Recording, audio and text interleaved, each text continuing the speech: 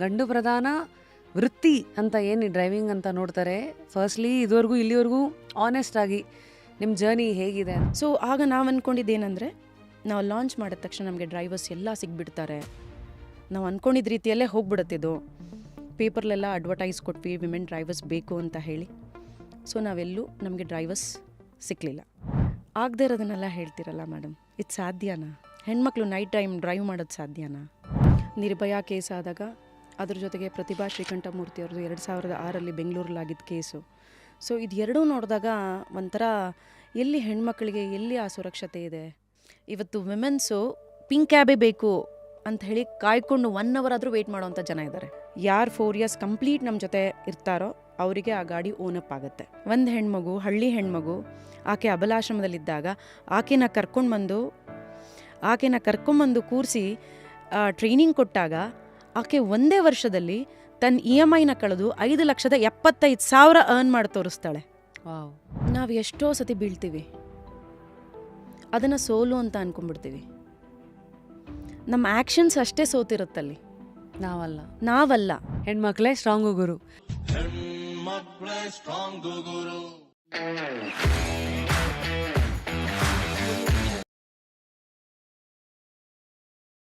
Today on Just Curious, it is Anuradha Avaru, who is the founder of Goping Cabs. And founder ಬರೀ go pink ಕ್ಯಾಬ್ಸ್ಗಾದರೆ as a human I think ನಿಮ್ಮ journey ತುಂಬ ದೊಡ್ಡದೇ ಇದೆ. Journey ಅನ್ನೋದೇ ಪದ ಚಿಕ್ಕದಾದ್ರೂ ಅದನ್ನು ಟ್ರಾವೆಲ್ ಮಾಡೋರಿಗೆ ಗೊತ್ತು ಅದು ಎಷ್ಟು ಲಾಂಗ್ ಆಗಿತ್ತು, ಅಥವಾ ಇದೇ ದಾರಿನಲ್ಲಿ ಬರಬೇಕು ಅಂತ ಬಂದ ದಾರಿನಲ್ಲಿದ್ದ ನೋವುಗಳೇನು, ನೆಮ್ಮದಿ ಏನು, ತೃಪ್ತಿ ಏನು. Firstly before I start of, Anuradha ಅವರೇ, ವೆಲ್ಕಮ್ ಟು ಜಸ್ಟ್ ಕ್ಯೂರಿಯಸ್. ಹೇಗಿದ್ದೀರಾ? ಚೆನ್ನಾಗಿದ್ದೀನಿ ರಶ್ಮಿ ಅವರೇ, ಥ್ಯಾಂಕ್ ಯು. ಹೆಸರಲ್ಲೇ ಇದೆ go pink cabs. And I'm sure ಇವತ್ತು ಯಾರೆಲ್ಲ ಜಸ್ಟ್ ಕ್ಯೂರಿಯಸನ್ನು ನೋಡ್ತಾ ಇದ್ದಾರೆ, ಇಲ್ಲಿ actors, directors, writers, singers, entrepreneurs, at the same time ಎಲ್ಲರ ಜರ್ನಿ ಮೂಲಕ ನಾವು ನೋಡೋಕ್ಕೆ ಟ್ರೈ ಮಾಡೋದೇ ಈ ವ್ಯಕ್ತಿಯ ಹಸಿವೇನು, ಆ ಹಸಿವಿಗೆ ಕಾರಣಗಳೇನು ಅಂತ. ಸೊ ಟುಡೇ ಗೋಪಿಂಗ್ ಕ್ಯಾಬ್ಸ್ 20,000 ರೂಪಾಯಿನಲ್ಲಿ ಶುರುವಾದ ಒಂದು journey, 25 cabs plus 10 attached cabs plus 2015ನಲ್ಲಿ ಲಾಂಚ್ ಆಗಿದ್ದು, ಇವತ್ತಿಗೆ ಆಲ್ಮೋಸ್ಟ್ 9 ವರ್ಷ. ಮತ್ತು ಏರ್ಪೋರ್ಟ್ ಕ್ಯಾಬ್ಸ್ ಅಂತ ಆ ಫೆಸಿಲಿಟಿ ಲಾಂಚ್ ಆಗಿದ್ದು 2019ನಲ್ಲಿ. ಇದು ಮೇಲ್ಮೇಲಕ್ಕೆ ನೋಡುವಂಥ ಒಂದು ಹೈಲೈಟ್ಸು. ಈ ಹೈ ಸಿಗೋಕ್ಕಿಂತ ಮುಂಚೆ ಯಾವತ್ತು ಫಸ್ಟು ಸಿಗೋದೆ ಯಾವ ಲೈಟು ಇದೆಯಾ ಅಥವಾ ಯಾವುದು ಲೋನಾ ಏನೋ, ಅದು ಹೈ ನೋಡಿದವ್ರಿಗೆ ಆಮೇಲೆ ಅದು ಇದಾ ಲೋ ಅಂತ ಅನ್ಸೋದು. ಫಸ್ಟ್ಲಿ ಲೈಫ್ ಹೇಗಿದೆ? ತುಂಬ ಚೆನ್ನಾಗಿದೆ.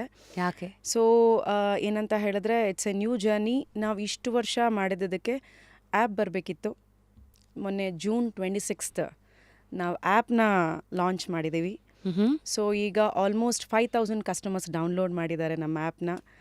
ಫೆಸಿಲಿಟೀಸ್ ಇನ್ನೂ ಚೆನ್ನಾಗಾಗ್ತಾ ಇದೆ, ಮೊದಲಿಗಿಂತ ಬುಕ್ಕಿಂಗ್ಸ್ ಚೆನ್ನಾಗಾಗ್ತಾ ಇದೆ.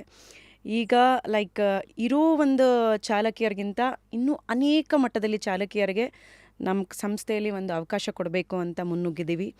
ಸೊ ನೆಕ್ಸ್ಟ್ ಆಲ್ಮೋಸ್ಟ್ ಇನ್ 3-4 ಮಂತ್ಸಲ್ಲಿ ಇನ್ನೊಂದು 25 ಕ್ಯಾಬ್ ಕೊಡಬೇಕು ಅಂತ ಇದು ಮಾಡ್ತಾಯಿದ್ದೀವಿ. ಸೊ ಅದರಲ್ಲೂ ಯಾವ ಥರ ಕೊಡಬೇಕು ಅಂತಿದ್ದೀವಿ ಅಂದರೆ, ಲೈಕ್ ಓನರ್ ಕಮ್ ಡ್ರೈವರ್ ಥರ ಕೊಡಬೇಕು ಅಂತ ಅಂದ್ಕೊಂಡಿದ್ದೀವಿ. ಯಾರು 4 years ಕಂಪ್ಲೀಟ್ ನಮ್ಮ ಜೊತೆ ಇರ್ತಾರೋ ಅವರಿಗೆ ಆ ಗಾಡಿ ಓನಪ್ ಆಗುತ್ತೆ. ಸೊ ಅಂಥ ಒಂದು ಫೆಸಿಲಿಟೀಸ್ನ ಕೊಡ್ತಾ ಇದ್ದೀವಿ. ಅದ್ರ ಜೊತೆಗೆ ಇನ್ನೊಂದು ವಿಶೇಷವಾದದ್ದು ಅಂದರೆ ಸ್ಮಾಲ್ ಇನ್ವೆಸ್ಟರ್ಸ್ನ ತಗೊಳ್ತಾ ಇದ್ದೀವಿ. Like they can be a investor, they can be a part of go pink. ಯಾವ ಥರ ಅಂದರೆ 2.5 ಲಕ್ಷದಿಂದ 3 ಲಕ್ಷ ಇನ್ವೆಸ್ಟ್ ಮಾಡೋದಷ್ಟೇ. ಸೊ ಅವ್ರು ಇನ್ವೆಸ್ಟ್ ಮಾಡ್ತಾರೆ ಒಂದು ಶೇರ್ ಆಗಿ ಕಂಪನಿಗೆ. ಸೊ ಅದರಿಂದ ಒಂದು ಹೆಣ್ಮಗುವಿನ ಲೈಕ್ ಒಂದು ಜೀವನ ರೂಪಿಸ್ದಂಗೆ ಆಗುತ್ತೆ. ಇನ್ನೊಂದು, ನಾವು ಅಂಡರ್ ಪ್ರಿವಿಲೇಜ್ಡ್ ವುಮೆನ್ನ ಟಾರ್ಗೆಟ್ ಆಗಿ ಇಟ್ಕೊಂಡು ಈ ಕೆಲಸ ಕೊಡ್ತಾ ಇರೋದ್ರಿಂದ, ಸೊ ಒಂದು ಹೆಣ್ಮಗುವಿನ ಲೈಫು, ಆಕೆಯ ಮನೆ ನಡೆಯೋವಂಥ ಒಂದು ಇದು ಚೆನ್ನಾಗಿರುತ್ತೆ ಅನ್ನೋದಕ್ಕೋಸ್ಕರ ನಾವು ಈ ಕಾನ್ಸೆಪ್ಟಲ್ಲಿ ಬರ್ತಾಯಿದ್ದೀವಿ. ಸೊ ಡ್ರೈವರ್ ಕಮ್ ಓನರ್ ಆಗಿ ಒಂದು ಕಡೆ ಮಾಡ್ತಾಯಿದ್ದೀವಿ, ಸ್ಮಾಲ್ ಇನ್ವೆಸ್ಟರ್ಸ್ನ ಇನ್ವೈಟ್ ಮಾಡ್ತಾಯಿದ್ದೀವಿ, ಒಂದು ಕಡೆ ಆ್ಯಪ್ ಲಾಂಚ್ ಮಾಡಿದ್ದೀವಿ. So many things are going on.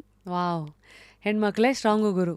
ಅಂದರೆ ಈ ಗೋಪಿಂಗ್ ಕ್ಯಾಬ್ಸ್ ಅಂತ ಹೇಳಿದ ತಕ್ಷಣ ನಾನು ಐ ಶುಡ್ ಬಿ ಅಸ್ಯೂಮಿಂಗ್ ಗೋಪಿಂಗ್ ಅಂದ ತಕ್ಷಣ ಎಲ್ಲರಿಗೂ ಅರ್ಥ ಆಗ್ಬಿಡುತ್ತೆ ಇದೆ ಹೆಣ್ಮಕ್ಳೇ. ನೀವು ಕ್ಯಾಬ್ ಡ್ರೈವರ್ಸ್ ಅಂತಲೂ ಕರೆಯಲ್ಲ, ಅವ್ರನ್ನ ಪೈಲಟ್ಸ್ ಅಂತ ಕರಿತೀರಿ ನಿಮ್ಮ ವೆಬ್ಸೈಟಲ್ಲಿ ಅಂತ. ಹೌದು. ಸೊ ಹಾಗಾಗಿ ಹೆಣ್ಣು ಚಾಲಕಿಯರು.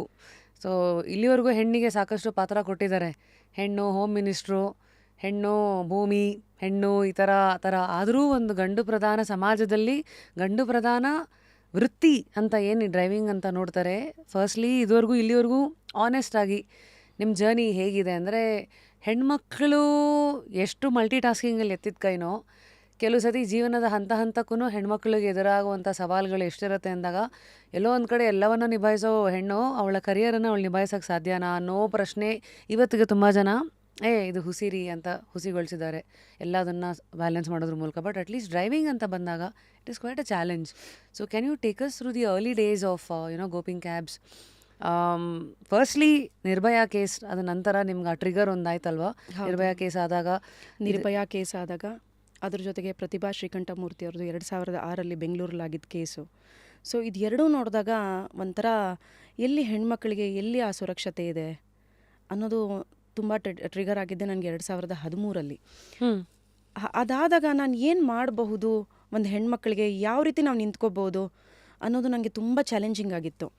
ಸೊ ಆವಾಗ ನಾನು ಲ್ಯಾಂಡ್ಮಾರ್ಕ್ ಅಂತ ಒಂದು self expression and leadership program ಒಂದು ಪ್ರಾಜೆಕ್ಟಲ್ಲಿದ್ದೆ. ಅದರಲ್ಲಿ ಏನಂತ ಹೇಳಿದ್ರೆ, ಲೈಕ್ ನಾವು ವೆಲ್ತನ್ನು ಒಂದು ಎಕ್ಸ್ಪೆಕ್ಟ್ ಮಾಡಿದೆ, ಸಮಾಜಕ್ಕೆ ನಮ್ಮ ಕಡೆಯಿಂದ ಯಾವ ರೀತಿ ನಾವು ಕೊಡುಗೆ ಕೊಡ್ಬೋದು ಅನ್ನೋ ಒಂದು ಪ್ರಾಜೆಕ್ಟ್ ಅದು. ಸೊ ಎಷ್ಟೊಂದು ಹೇಳಬೇಕಂದ್ರೆ ನಮ್ಮ ಟ್ರಾಫಿಕ್ ಸಿಗ್ನಲ್ಸು ಅದೆಲ್ಲ ಬಂದಿರೋದಲ್ಲ ನಮ್ಮ ಲ್ಯಾಂಡ್ಮಾರ್ಕ್ ಪ್ರಾಜೆಕ್ಟ್ಸೇ. ಅಂದರೆ ಎಷ್ಟು ಸುರಕ್ಷಿತವಾಗಿ ಹೋಗ್ಬೋದು, ಎಲ್ಲಿ ಆಕ್ಸಿಡೆಂಟ್ಸ್ ಆಗದೆ ನೋಡ್ಕೊಳ್ಳೋದು, ಇದೆಲ್ಲ ಅಂಥ ಪ್ರಾಜೆಕ್ಟ್ಸ್ ಎಲ್ಲ ನಮ್ಮ ಲ್ಯಾಂಡ್ಮಾರ್ಕಲ್ಲಿ ಮಾಡ್ತೀವಿ ನಾವು. ಸೊ ಅದು ಮಾಡಬೇಕಾದ್ರೆ ಲೈಕ್ ನಾನೇನು ಅಂದ್ಕೊಂಡೆ ಅಂದರೆ, ಇದು ಗೋಪಿಂಕ್ ಬರುತ್ತೆ ಹುಟ್ಕೊಳ್ಳುತ್ತೆ ಅಂತ ಎಲ್ಲೂ ಇಲ್ಲ, ಜಸ್ಟ್ ಇಟ್ಸ್ ಎ ಪ್ರಾಜೆಕ್ಟ್. ನಾನು ಪ್ರಾಜೆಕ್ಟ್ ಮಾಡಿ ಗೌರ್ಮೆಂಟಿಗೆ ಸಬ್ಮಿಟ್ ಮಾಡಿಬಿಡೋಣ ಅನ್ನೋದಷ್ಟೇ ನಂದಿತ್ತು ಹೊರತು ಇದಕ್ಕೆ ನಾನೇ ನಿಂತ್ಕೊಂಡು ನನ್ನ ಪಾರ್ಟ್ನರ್ಸ್ ಜೊತೆ ಮಾಡ್ತೀವಿ ಅನ್ನೋದು ಎಲ್ಲೂ ಇರಲಿಲ್ಲ ನಮಗೆ. ಸರಿ. So project ಮುಗಿಸಿದ್ವಿ. ಪ್ರಾಜೆಕ್ಟ್ ಆಯಿತು ಜನವರಿ 31. ಲೈಕ್ ಫ್ಯಾಮಿಲಿ ಗೆಟ್ ಟುಗೆದರ್ಲೆಲ್ಲ ಅನೌನ್ಸ್ ಮಾಡಿದ್ವಿ, ಈ ಥರ ಮಾಡ್ತಾಯಿದ್ದೀವಿ ಅಂತ ಹೇಳಿ. ಯಾರ್ಯಾರಿಗೆ ಇಂಟ್ರೆಸ್ಟ್ ಇದೆಯೋ ಅವ್ರು ನನ್ನ ಜೊತೆ ಕೈ ಜೋಡಿಸ್ಬೋದು ಅಂತ ನನ್ನ ಫ್ಯಾಮಿಲಿ ಗೆಟ್ ಟುಗೆದರ್ಲಿ ಅನೌನ್ಸ್ ಮಾಡಿದಾಗ ನನ್ನ ಜೊತೆ ನಿಂತ್ಕೊಂಡಿದ್ದು ಕಲ್ಯಾಣಿ ಮೋಹನ್ ಮತ್ತು ಸುನಿಲಾ ಸುರೇಶ್ ಅಂತ ಹೇಳಿ ನನ್ನ ಇಬ್ಬರು ಕಸಿನ್ಸ್. ಸೊ ನಾವು 3 ಜನ ಸೇರಿದ್ವಿ, ಲೈಕ್ ಬ್ರೈನ್ ಸ್ಟಾರ್ಮ್ ಮಾಡಿದ್ವಿ, ಯಾವ ರೀತಿ ಮಾಡಬೇಕು, ಹೇಗೆ ಹೋಗಬೇಕು, ಏನು ಮಾಡಬೇಕು ಅಂತ. ದೆನ್ ಈ ಪ್ರಾಜೆಕ್ಟ್ನ ಕೊಟ್ಬಿಡೋದು, ಮುಗಿಸ್ಬಿಡೋದು ಅಂತ ನಾವು ಅಂದ್ಕೊಂಡ್ವಿ. ಸೊ ಇದನ್ನು ಮಾಡಿ ನಾವು ಗೌರ್ನಮೆಂಟಿಗೆ ಹೋದ್ವಿ. ಒಂದು 15 ಡೇಸ್ ನಾನು ಹೋಗಿ ಬಂದೆ. 15 ಡೇಸ್ ಹೋಗಿ ಬಂದಮೇಲೂ ನನಗೆ ನನ್ನ ಫೈಲ್ ಆ ಕಡೆ ಈ ಕಡೆ ಹೋಯ್ತು ಹೊರತು ನನಗೆಲ್ಲೂ ಅದು ನನಗೆ ಬೇಕಾದ ರೀತಿಯಲ್ಲಿ ಕಂಪ್ಲೀಟಾಗಿ ನನಗೇನು ಬೇಕು, ಯಾವ ಥರ ಅವಕಾಶ ಸಿಗುತ್ತೆ ಅಂತ ನಾನು ಅಂದ್ಕೊಂಡು ಹೋದ್ನೋ ಆ ಎಕ್ಸ್ಪೆಕ್ಟೇಷನ್ಸ್ ನನಗೆ ಸಿಕ್ಕಲಿಲ್ಲ. ಸರಿ. ಆಗ ಎಗೇನ್ ನಾನು ಬಂದು ನನ್ನ ಕೋಚಿಗೆ ಹೇಳಿದೆ, so this is what the result is, ನಾನು ಯಾವ ರೀತಿ ಹೋಗಬೇಕು ಮುಂದೆ ಅಂತ. Okay, I was thinking that okay anyway I have done the completed the project, what is there. And next ಸ್ಟ್ರೀಮಲ್ಲಿ ನಾನು ಕೂಡ ಅಲ್ಲಿ ಹೋಗ್ತಾ ಇದ್ದೀನಿ, ಅಪ್ಡೇಟ್ ಮಾಡ್ತಾ ಇದ್ದೀನಿ, ನನ್ನ ಸಪೋರ್ಟ್ ಬೇಕು ಅಂತ ಕೇಳ್ತಾ ಇದ್ದೀನಿ. ಬಟ್ ನೋ ಬಡಿ is turning up. Okay fine, this is complete ಅನ್ನೋ ಥರ ನಾನಿದ್ದೆ. ದೆನ್ ಮೈ ಕೋಚ್ ಸೆಟ್, ನೀನು ಯಾಕೆ ಇದನ್ನು ಮಾಡಬಾರ್ದು ಅಂತ ದ ಕ್ವೆಶನ್ ಹಾಕಿದ್ರು ನನಗೆ. ನನಗೆ ಒಂದ್ಸತಿ ಟ್ರಿಗರ್ ಆಯಿತು, ನಾನು ಹೆಂಗೆ ಮಾಡೋಕ್ಕೆ ಸಾಧ್ಯ ಸರ್ ಅದನ್ನು? ನನ್ನ ಇಮ್ಯಾಜಿನೇಷನ್ ಕೂಡ ನಾನು ಮಾಡ್ತೀನಿ ಅನ್ನೋದು ಎಲ್ಲೂ ಇರಲಿಲ್ಲ. ಯಾಕೆ ಅಂದರೆ ನಾನು ಬೆಳೆದಿರೋ ರೀತಿನೇ ಬೇರೆ. ಏನು ನೀವು ಬೆಳೆದಿರೋ ರೀತಿ? ನಾನು ಬೆಳೆದಿರೋ ರೀತಿ ಏನಂತ ಹೇಳಿದ್ರೆ, ನನ್ನ ಕಣ್ಣು ಮುಂದೆ ಫಸ್ಟ್ ಬಂದಿದ್ದು ಏನಾದರೂ ಆದರೆ ಒಂದು ಪೊಲೀಸ್ ಮುಂದೆ ನಿಂತ್ಕೋಬೇಕು, ಟ್ರಾಫಿಕ್ ಪೊಲೀಸ್ ಮುಂದೆ. ಹೇಗೆ ನಿಂತ್ಕೋತೀನಿ ನಾನು ಒಂದು ಆರ್ಥೋಡಾಕ್ಸ್ ಫ್ಯಾಮಿಲಿಯಲ್ಲಿ ಬೆಳೆದಿರೋ ಅಂಥ ಹುಡುಗಿ, ನನ್ನದೇ ಆದ ಕಟ್ಟುಪಾಡುಗಳಿದ್ದಾವೆ.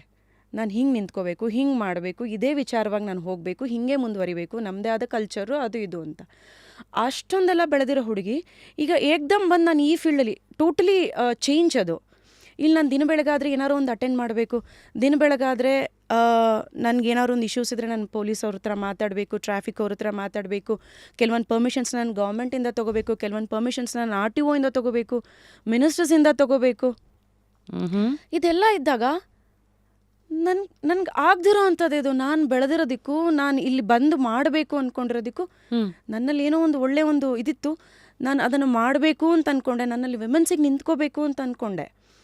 ಬಟ್ ಆದರೆ ಇಷ್ಟೊಂದೆಲ್ಲ ಅಟೆಂಡ್ ಮಾಡಬೇಕಲ್ಲ ನಾನು, ಹೇಗೆ ಮಾಡ್ತೀನಪ್ಪ ಅಂತ 1 ಸೆಕೆಂಡ್ ಸ್ಟನ್ ಆಗಿಬಿಟ್ಟೆ. ಮೇನ್ ರೋಡಲ್ಲಿದ್ದೆ ನಾನು, ಕೋಚಿಗೆ ಕಾಲ್ ಮಾಡಬೇಕಾದ್ರೆ 1 ಸೆಕೆಂಡ್ ನಾನು ಹಾಗೆ ನಿಂತ್ಕೊಂಡ್ಬಿಟ್ಟೆ, ನನಗೆ ಏನು ಮಾಡಬೇಕು ಅಂತಲೇ ಗೊತ್ತಾಗಲಿಲ್ಲ. Then he said, no more conversation, you are the right person ಅಂತ ಹೇಳಿದರು. ಓಕೆ, ಒಂದು ಬ್ರೀತ್ ತೊಗೊಂಡು ಓಕೆ ಕೋಚ್ ಅಂದೆ. ಯಾರು ಕೋಚ್? ಸಾರಿ.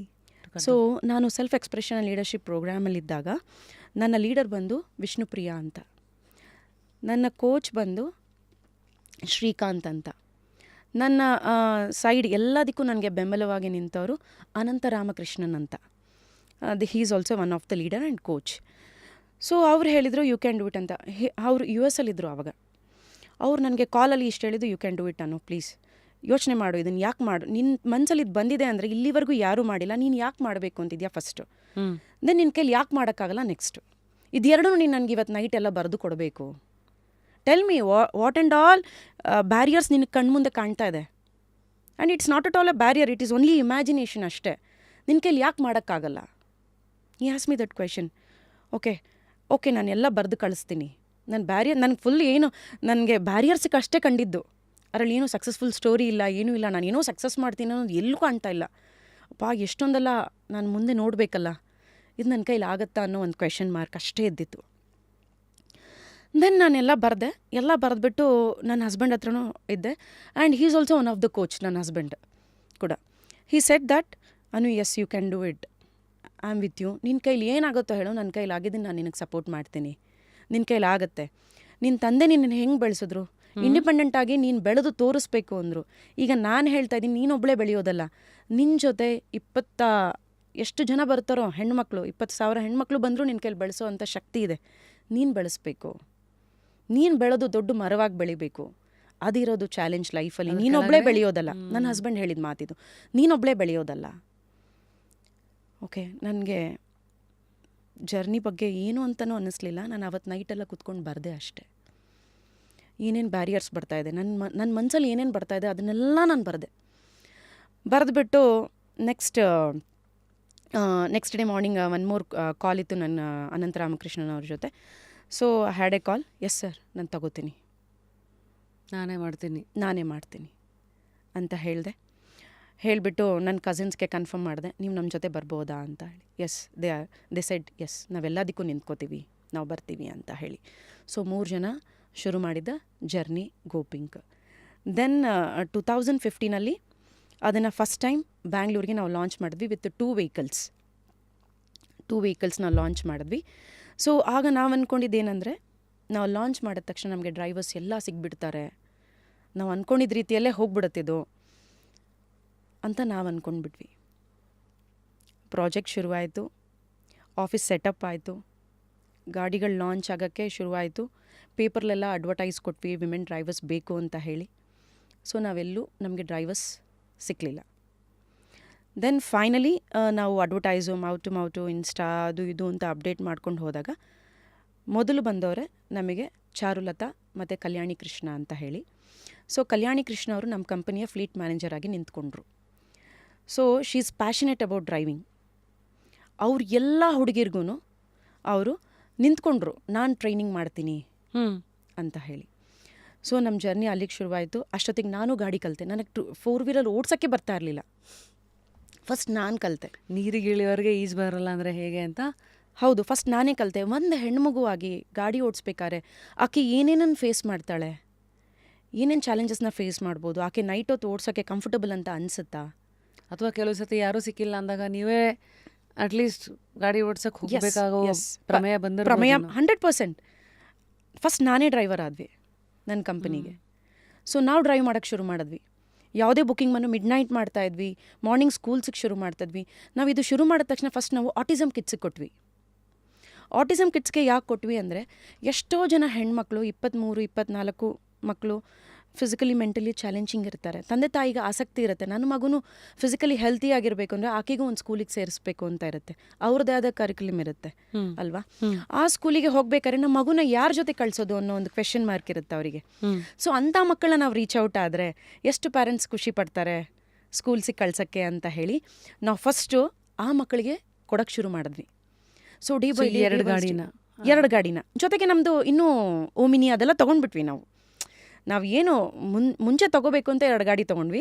ಅದ್ರ ಜೊತೆಗೆ ನಾವು ಓಮಿನಿ ಮತ್ತು ಟ್ರೈನಿಂಗ್ ವೆಹಿಕಲ್ ಮಾರುತಿ 800 ಇದೆಲ್ಲ ತೊಗೊಂಡ್ವಿ. ನಮ್ಗೆ ಏನೇನು ಬೇಕೋ ಸೆಟಪ್. ಯಾಕಂದರೆ ಒಂದು ಹುಡುಗಿ ಟ್ರೈನಿಂಗಾಗಿ ಬಂದ ತಕ್ಷಣ ಆಕೆಗೆ ಟ್ರೈನಿಂಗ್ ಮತ್ತು ನಾವು ಕಂಪಲ್ಸರಿಯಾಗಿ ಆಕೆಗೆ ದಿನ 1 ಅವರ್ ಟ್ರೈನ್ ಮಾಡಬೇಕು. ಇಮಿಡಿಯೇಟಾಗಿ ಆಕೆ ಗಾಡಿನ ಮುಡ್ದೆ ಬರೀ ಅಲ್ಲಿ ಹೋಗ್ಬಿಟ್ಟು ಟ್ರೈನಿಂಗ್ ಕಲ್ತ್ಕೊಂಡ್ಬಂದು ನಾನು ಗಾಡಿ ಓಡಿಸು ಅಂದರೆ ಓಡ್ಸೋಕ್ಕಾಗಲ್ಲ, ಅವಳು ಪ್ರಾಕ್ಟೀಸಲ್ಲಿರಬೇಕು. ಸೊ ಆ ಪ್ರಾಕ್ಟೀಸ್ಗೆ ನಮಗೆ ಮಾರುತಿ 800 ಬೇಕಾಯಿತು. ಇದು ನಮ್ಮ ಫಸ್ಟ್ ಕಸ್ಟಮರ್ ಬಂದು ಕಿಶೋರ್ನಾಥ್ ಅಂತ ಹೇಳಿ ಕೆನಡಾದಲ್ಲಿದ್ದಾರೆ. ಅವರು ನಮ್ಮ ಜೊತೆ ನಿಂತ್ಕೊಂಡ್ರು. ಅವ್ರ ಮದರ್ ಬಂದು ಅಲ್ಸೂರಲ್ಲಿ ಒಂದು ಸೋಮನಾಥೇಶ್ವರ ಟೆಂಪಲ್ಗೆ ಟ್ರಸ್ಟಿ. ಸರಿ. ಸೊ ಅವ್ರನ್ನ ಪಿಕಪ್ ಡ್ರಾಪ್ ಮಾಡೋಕ್ಕೆ ಶುರು ಮಾಡಿದ್ವಿ.